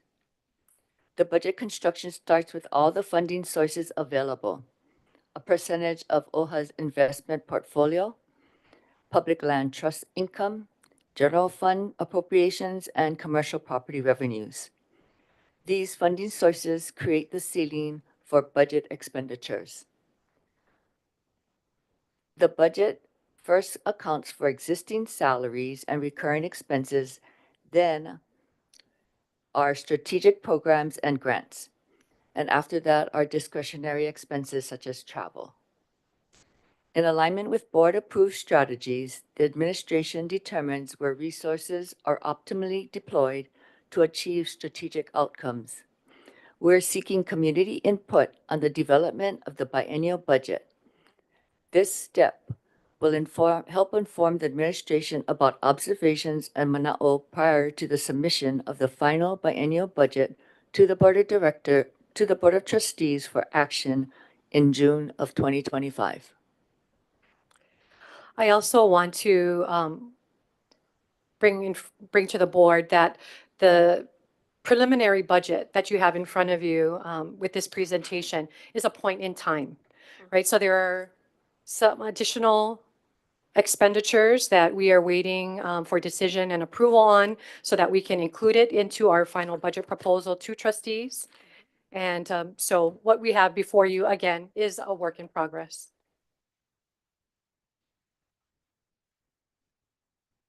So that being said, depending on the timing of any adjustments to this preliminary budget, the community consultations may change. Next slide. This budget strategically balances internal investments with robust community-focused program funding and mission-critical systems changes. Our biennium budget's 3 priorities, people, process, and programs, are intentionally interconnected, creating a synergy that ensures that our internal strength directly enhances external impact. Priority number 1, OHA as an employer of choice. Recognizing our current stage of organizational rebuilding, following workforce reductions and the post-COVID return to office mandate, we are strategically restoring internal capacities, prioritizing market-driven competitive compensation, which is essential to addressing long-standing, hard-to-fill vacancies. Our budget prioritizes competitive compensation and a supportive workplace culture to attract top talent, retain dedicated professionals, and reward excellence throughout our organization. Our employees are our greatest asset. We commit to investing significantly in workforce excellence and development, operational efficiencies, and organizational agility to better serve our beneficiaries. Priority number 2, strengthening operations and infrastructure. We remain committed to operational enhancements, refining processes, and deploying robust systems to streamline procurement, payments, travel management, talent recruiting and hiring, performance management and staff development, and comprehensive strategic plan performance reporting. Priority number 3, executing on transformational programs and services. Our budget supports strategies that directly align with and advance the vision of Mana'i Mauliola across education, health, housing, and economic resilience, as well as critical cultural responsibilities such as iwi kupuna and vai protections and preservation, and strategic Ainabak efforts to solidify and secure perpetual land bases for our Kanaka. We remain deeply committed to advocating for and securing our full 20% pro rata share of the public land trust revenues, honoring the historical use of our Hawaiian Kingdom, Crown, and government lands. We are driving towards intentional systems changes through disrupting the pathway to prison and reduction of Native Hawaiian keiki in child welfare, creating coherence, permanence, and sustainability for our Native Hawaiian-focused charter schools, funding for post-high scholarships, and bolstering resources for Aina and Ahupua'a stewardship to correct systemic dispossession, inequities, and injustices. To foster economic empowerment, our strategies prioritize economic self-sufficiency through entrepreneurship, supporting OEV-owned business growth, and building sustainable economic resilience within our communities. Recognizing the critical need for affordable and sustainable housing, OHA is creating and implementing tangible home ownership and housing programs to ensure our ohana can access safe, affordable homes, supporting generational wealth, security, and enabling families to remain here in Hawaii, maintaining their ancestral ties to these islands. This includes dedicated funding for home repairs focused on essential health and safety improvements. Specifically, we aim to ensure our kupuna can age safely and comfortably at home, and that ohana have resources available to address sorely needed repairs impacting their quality of life, free from health and safety hazards. We are dedicated to increasing civic engagement and leadership development, specifically by investing in programs to cultivate the next generation of OEV leaders who will actively lead, shape, and enact meaningful policy at local, state, and federal levels. Our budget also includes dedicated funding for targeted awareness campaigns highlighting the power and importance of the Kanaka vote, driving active civic participation, and amplifying the support for key Native Hawaiian legislative initiatives. To enhance our effectiveness, we are strategically evolving our spending model from exclusively just grant funding to a mix of community grants and precision-driven contracting with community organizations. Contracting will allow for community entities to deliver highly defined strategic programs and services on behalf of OHA. Grants and sponsorships will continue to support flexible, community-led initiatives aligned with our strategic vision. This blended funding approach ensures measurable progress and impactful outcomes that fulfill the transformational goals set forth in Mana'i Mauliola. Next slide. Our key constraints. Once spending priorities are identified, constraints on funding sources and spending decisions are considered. Constraints include both restrictions on the funds that OHA receives as well as previous commitments the agency has made to further the mandate and mission. So our first constraint is our public land trust revenues, which is set right now at 21.5 million. OHA also receives general funds from the general fund appropriations for the state of Hawaii that are estimated to be 3 million now and 3 million in fiscal 27. Our second constraint is that OHA adheres to our spending policy derived from the Native Hawaiian Trust Fund investments, financial and real estate investments, which are projected at 24 million for fiscal 26 and 28 million for fiscal 27. Our third constraints are our cost. The budget first accounts for existing salaries and a fringe benefit rate of 64.25% and reoccurring expenses, for example, program expenditures, rent and CAM on our offices, utilities, our debt service, and then followed by strategic program and service initiatives and grants. Discretionary expenses such as travel and training are considered last. And our fourth constraint is OHA honors large standing commitments, including provisos from the State General Fund appropriation with matching funds from OHA, our DHHL debt servicing agreement, and our pledging of roughly 17 million annually to beneficiary grants and services. Next slide. OHA operations are divided into core and non-core budgets, ensuring financial clarity, accountability, and strategic resource alignment. Non-core operations are funded independently through commercial leasing revenues and federal grant funding. This separation ensures dedicated, reliable funding for repairs, maintenance, and our infrastructure facility support of our commercial and legacy land properties, and specialized federal grant initiatives such as the Native Hawaiian Revolving Loan Fund and Land Assets REPI grant. The core operating budget is strategically supported by three essential revenue streams. The first, the Native Hawaiian Trust Fund, funds that are derived from our investment portfolio. We are expecting to have 24 million in projected funds for FY26 and 28 million for FY27, for a combined total of 52 million for the biennium. This budget articulates a 4.4 spend rate for the Native Hawaiian Trust Fund, comprised of financial assets and real estate. To account for increased fixed costs over the next 2 years, we have added funds from the Hawaii Direct Investment into the spending ceiling. Under the current policy, the spending limit for the Native Hawaiian Trust Fund is calculated at 5% over 20 rolling quarters, which includes financial and real estate assets, which would allow for spending ceiling of 27.2 million. The preliminary budget being presented to trustees contains a spending amount of 23.9 million, in which the real estate assets are based on the net free cash flow generated over the prior 2 fiscal years, 1.3 million in FY26 and 3.2 million in FY27. We are utilizing a conservative approach for the budget ceiling to ensure that financial assets can implement its long-term strategy and account for the current state of the Hawaii real estate investment portfolio to meet its spending contribution, along with compliance with our loan covenants.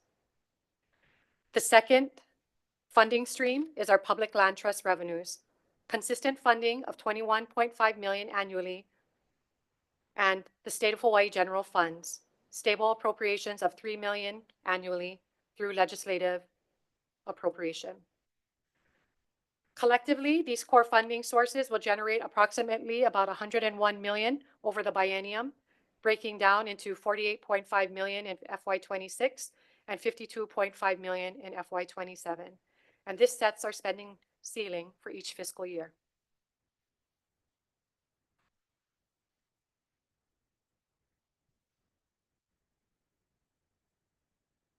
Next slide. Can we go to the next slide? Just go to the total operating budget slide, please.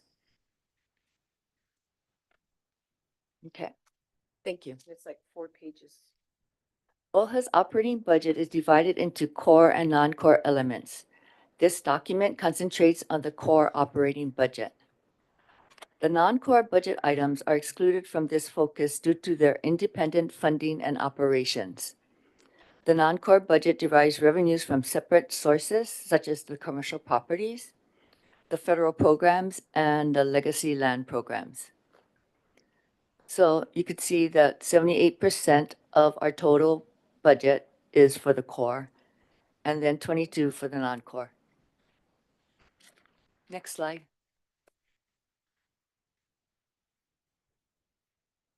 This is our core operating budget. And it's broken up into expense categories on the graph there, the donut. And so if we look at the biggest number is the personnel and fringe at 42%. So that for fiscal 26, it accounts for 19.4 million, and for fiscal 27, 22 million. Our next big cut of our core budget are our beneficiary grants and services. And that includes the total of 34 million over the 2 years. So this makes up 77% of the core operating budget. And the rest are distributed among the other expense categories. Next slide.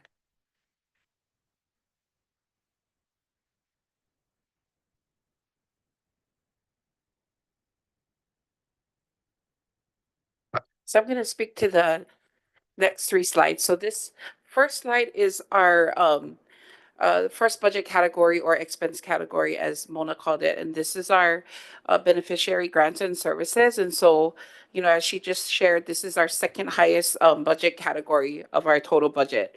And this is where OHA is investing in our beneficiaries, in our communities, via funding for programs and services. And so these programs and services fall in basically 3 buckets. And so they're here in the table. And the first is aid that is provided directly to beneficiaries, whether it's OHA or an organization or entity that is providing that.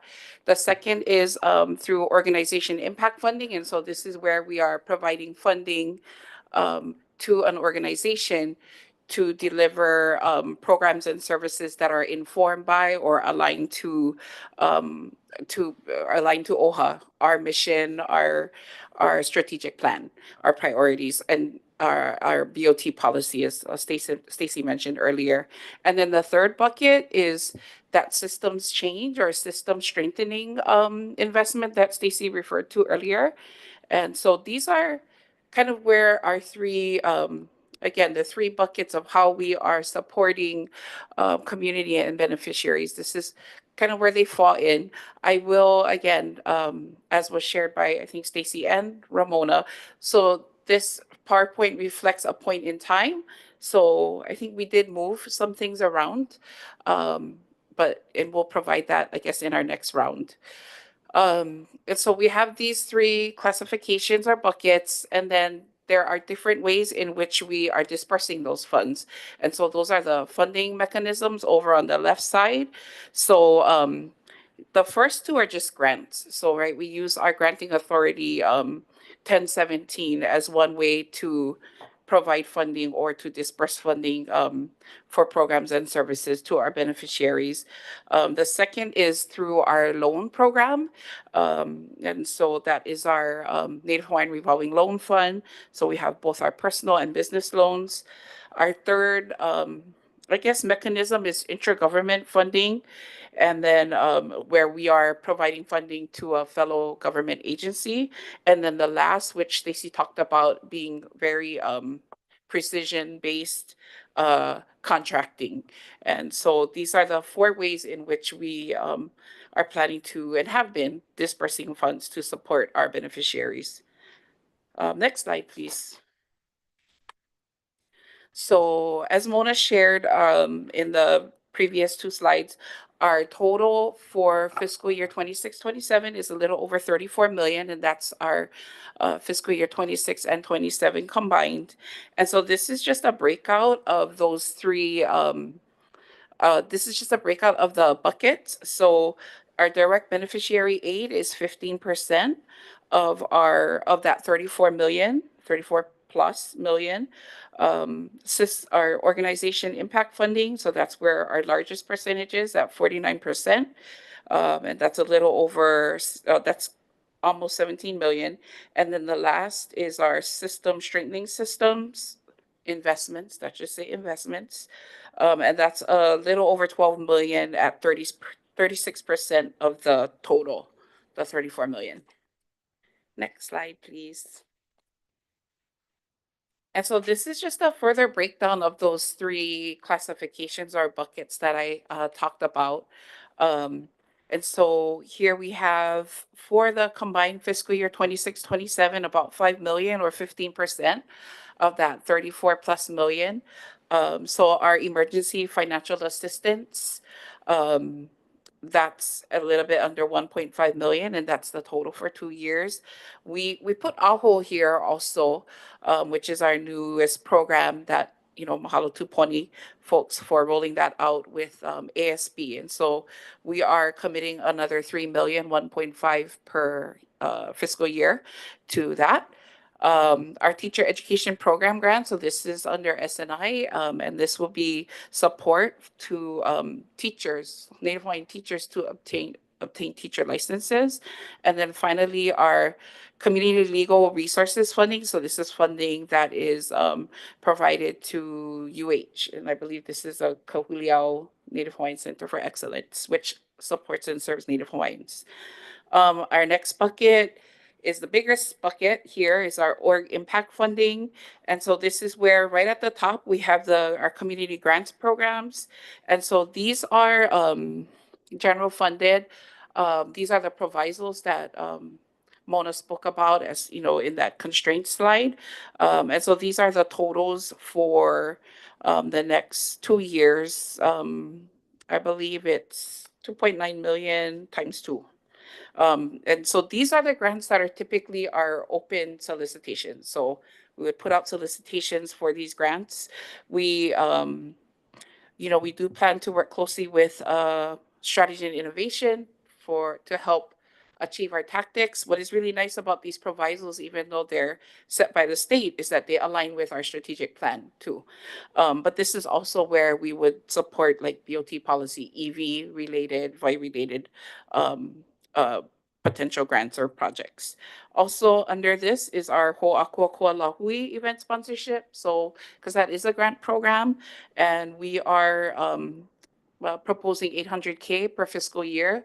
So in this past fiscal year 24-25, the budget was 535,000, which included legacies and BOT sponsorships, plus Ahahui was another 350,000. So we've just combined it and reduced to 800K per year. And then disaster aid, which is the 150,000 per year. I think this has just been what OHA has traditionally budgeted and put there, placeholder. That being said, we know that this board definitely mobilizes and activates when there is a need, and Kana'aho is a reflection of that. Continuing on, some new programs is our federal advocacy fellowships. And so this is, yet to be designed and implemented along with higher education scholarship program. So you can see the allotment there. Beneficiary legal service funding. And so this is funding that is, this is a combination here of general funding, so funding from the state as well as OHA matching. And then we've called out this program, and Stacy talked about it in one of her earlier slides, home repairs for health and safety. And then under, contracted services, so that's that other mechanism, right? That high precision contracting that we want to do. There's a lot to list here, so we just listed it by strategic outcomes. So under education, you see we have I think we might have to adjust these numbers, but we have several programs here, CTE, career pathway, pilot project, curriculum development under health. So this is where Stacy talked about, systems change. And there's a restorative justice program called out here. Also a program for training, curriculum development and training, to address sex trafficking and murdered and missing Native Hawaiian women. And these specific projects or initiatives are led, I will call out Elena and her team by SNI as part of our Mana'i Mauliola tactical plans. We also have economic resilience. So something I want to call out there is a program to build capacity of Native Hawaiian individuals and businesses through financial education and business support, and then miscellaneous MIMO and BOT policy projects. And some of this are from the PAIA that fall under me, like training for island burial councils, beneficiary empowerment, increased civic engagement through getting our po'e Hawaii out there to vote and make their voice heard. And so those are just a few things that fall under this category. And then finally, and I would say some of these that fall under org impact funding, I would push down or also call them out as initiatives that are trying to change, our systems. But the last is our continued support to our Hawaiian focused charter schools. Because we know that they are underfunded. So that's $3 million per year, and that is a grant.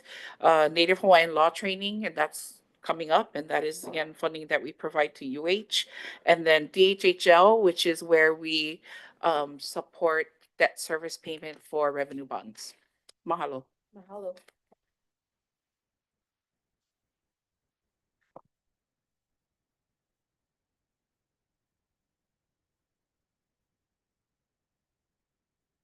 Next slide, Summer.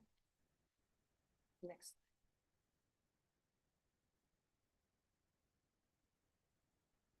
Okay, this is the personnel breakout. So we have approximately 42% of OHA's core operating budget, or 41.4 million for fiscal 26 and 27. It includes a 64% fringe benefit rate, and this core budget excludes personnel funded by non-core sources like commercial properties and federal grants. This personnel budget reflects a 7% anticipated vacancy rate in fiscal 26 and no vacancies in fiscal 27. So the total personnel costs are approximately 61%, and the fringe benefit is 39%. Next slide.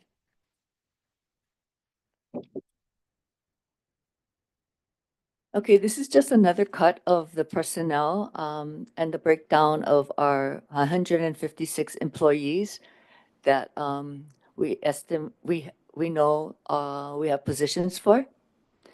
So the donut represents the percentage of the total FTEs or full-time employees in the various programs across the agency.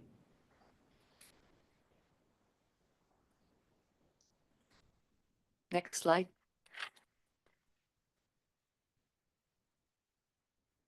The contract slide. So, let's see, excluding beneficiary services, the contracts are approximately 4% of OHA's core operating budget.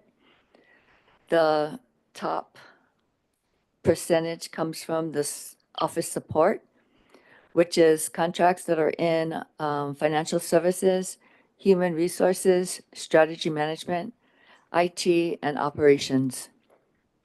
And then you have the land-related contracts for the land planning due diligence. So both of them make up 72% of the contracts.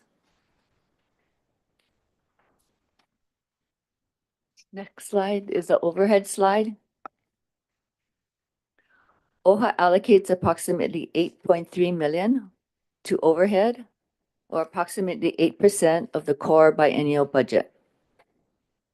Office leases account for 56%, over half of the overhead budget, which supports 6 offices across the state of Hawaii, and we have a placeholder for 1 office in Washington, D.C.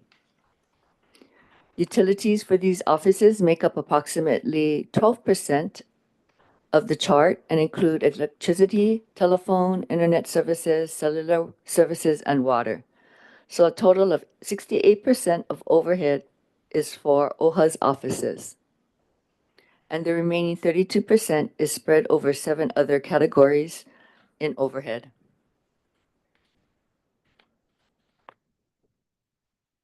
Next slide. The program expense category. The program budget category is allocated approximately 4.5 million over the biennial period, which is roughly 4.5% of the core biennial budget. The largest budget is for Kauai Ola, and it's for the printing and distribution of our newspaper. Well, I'm sorry, the first one, the number 1 is 1.5 million for conferences, meetings, and events. So number 1 and number 2, which is the conferences and Kauai Ola, account for 65%, with the remaining 35% spread over 7 other expense categories. Next slide.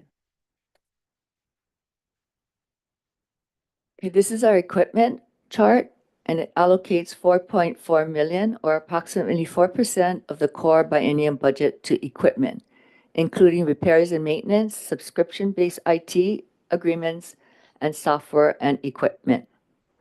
Repairs and maintenance account for 62%, and subscription-based IT agreements for 25%.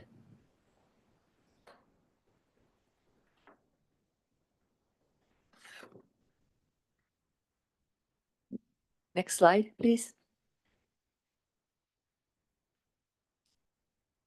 Back 1 slide, please.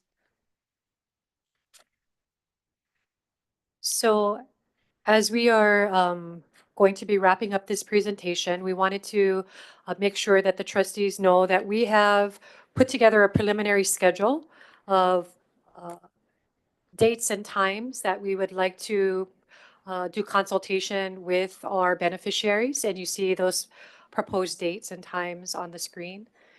However, we would like to have a conversation with the board on whether we should keep these particular dates or and proceed with the presentation with your feedback today, or do we wait because we do have some variables that are quite large that may make a significant difference in how this budget lays out.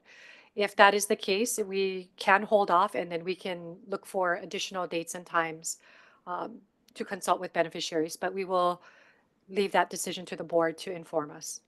Okay, mahalo for that. Thank you so much. Are there any discussion here? Any questions? Trustees? Yes, I have some. Okay, go ahead. Mahalo. Kale. I guess going backwards for that last slide that was shared regarding the community meetings to go over this. In particular with May 2nd, that's the day of a Sinai, but maybe that's not an issue. So some of the questions I had was just to get some clarification on some of these slides. And the first one being on the program page here.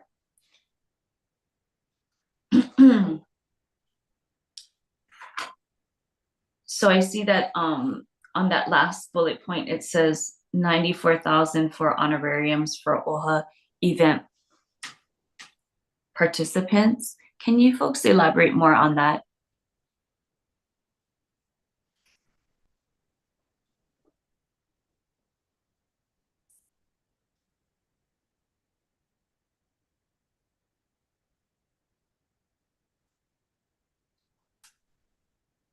Trustee Akaka, so it's a compilation of expenditures that came from both the BOT side as well as the administrative side. And typically honorariums are provided to guest speakers. It could be for meeting facilitators. So like a good example would be the Naue meetings that we had in Kauai. So we hired facilitators from that community to facilitate the meeting. So we paid an honorarium for that. Instances like that where it's best that it not be OHA staff facilitating, and having somebody from community is preferred. So those are just a couple of examples. So when the trustees get the detailed line item budget, you'll see where honorariums, you'll see the detail on how the BOT and administration are using those honorariums for the type of event. Training could possibly be a training. And has it been where how did we end on that number? Is it because that is that how much we on average are spending on honorariums, or we want to give room figuring that we're going to be doing more community advocacy in the community? Yes, and you ask a good question. So honorariums can go up to 2,500. How 2,500 so it's a range, right? It really depends on the person that we're giving the honorarium to. It could be $100 up to $2,500. It just really depends on what we're asking them to do, and the time that we're asking them to spend doing whatever that activity is. And so, we leave it up to the discretion of whoever was putting their budget line items together to be able to articulate what that need was for the honorarium, how many hours, how many people, at what cost, and basically having to justify in the details how they got to that amount. So what you're seeing here is just an aggregate of all honorariums. Oh, sorry, and they are clarifying. This is for 2 years. So if you divide the 94,000 between the 2 fiscal years. Okay. So I guess 35,000 per fiscal. 45 per fiscal. So I guess that would lead me to my next question, which was regarding the trustee protocol allowance and how that was 129,000, even with being, let's say, 2 years. Yes, 2 years. 7,500 times 9 times 2. But 129,000? That would be 28,000, like closer to 29,000, not 120. Right? 7,200 times 9 times 2 years. Which should be like, wouldn't that be like 14,333 times 2 would then be 28, not 100, or 129. No, I'm sorry, 29,120. Can you just break down how did you get the 129? The 129 was 7,200 times 9, 9 trustees times 2 years. So how much is it per fiscal year? 64,000 per year, per fiscal year. This is a biennial budget.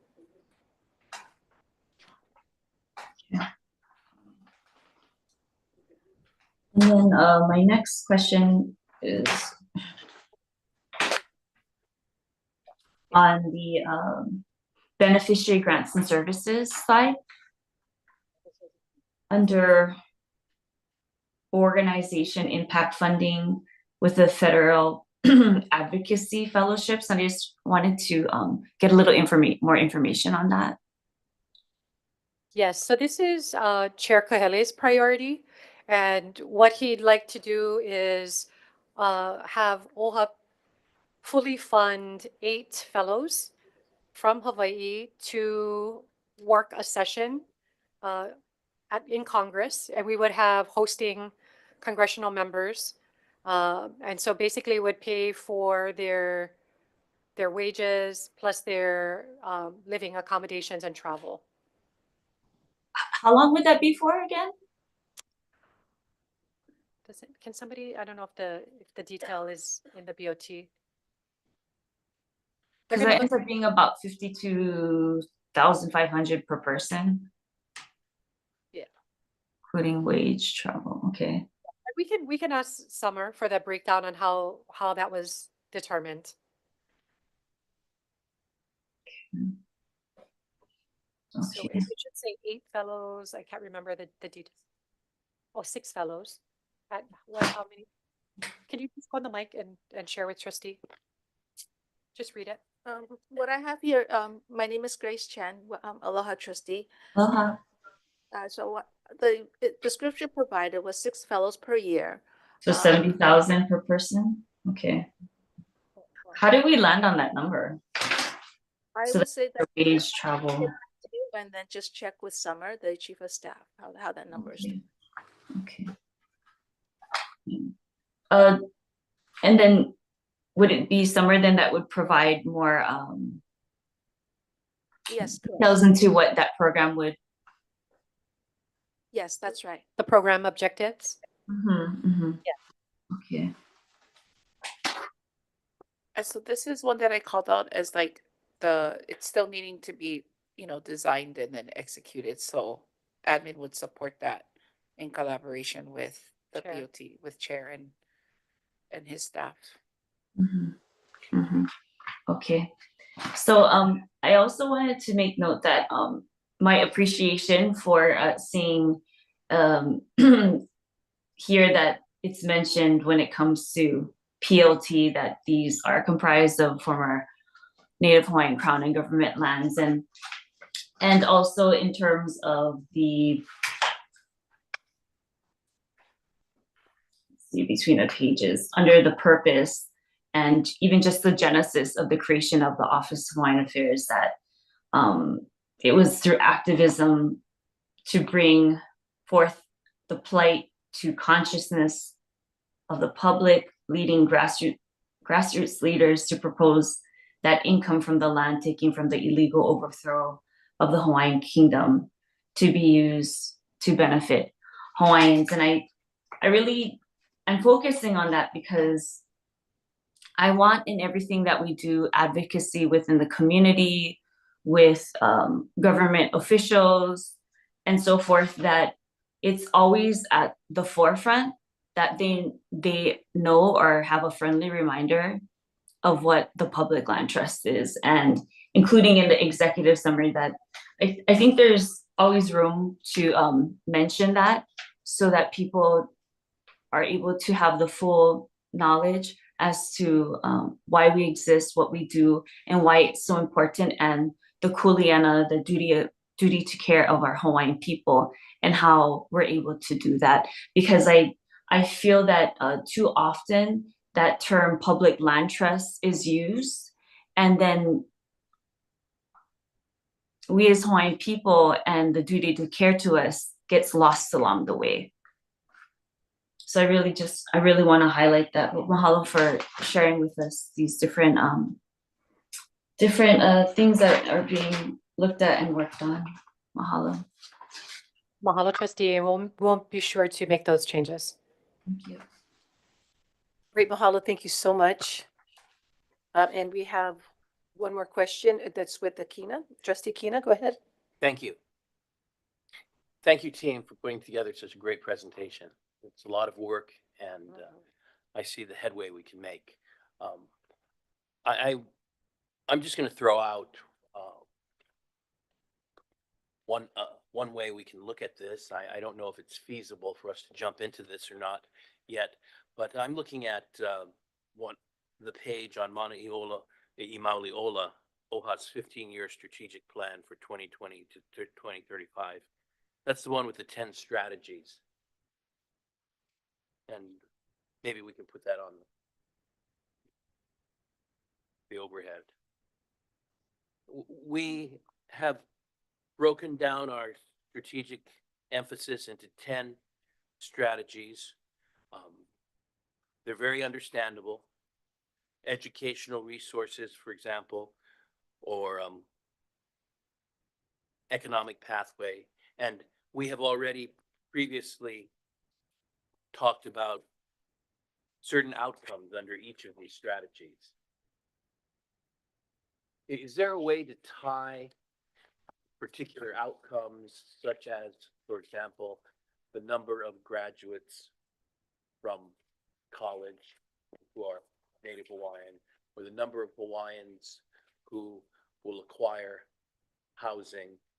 Is there a way to tie that into budget items and amounts for the purpose of being able to say, we're spending this money and it's resulting in these tangible outcomes? So trustee, I just want to make sure that I'm clear on what you're asking. You want to see the targets that we've set with each associated strategic outcome? Targets would be the left side of the column. Okay. And the right side of the column would be what budget categories Can and do. amounts Yep. correlate to bringing about those target outcomes. Yes, absolutely. Thank you for that feedback. Is that a feasible kind of analysis? Yes, it is. Okay, thank you. And I mention it because this is the language that helps us communicate with the public and with lawmakers in a very tangible way, and to evaluate the spending of our funds. Thank you.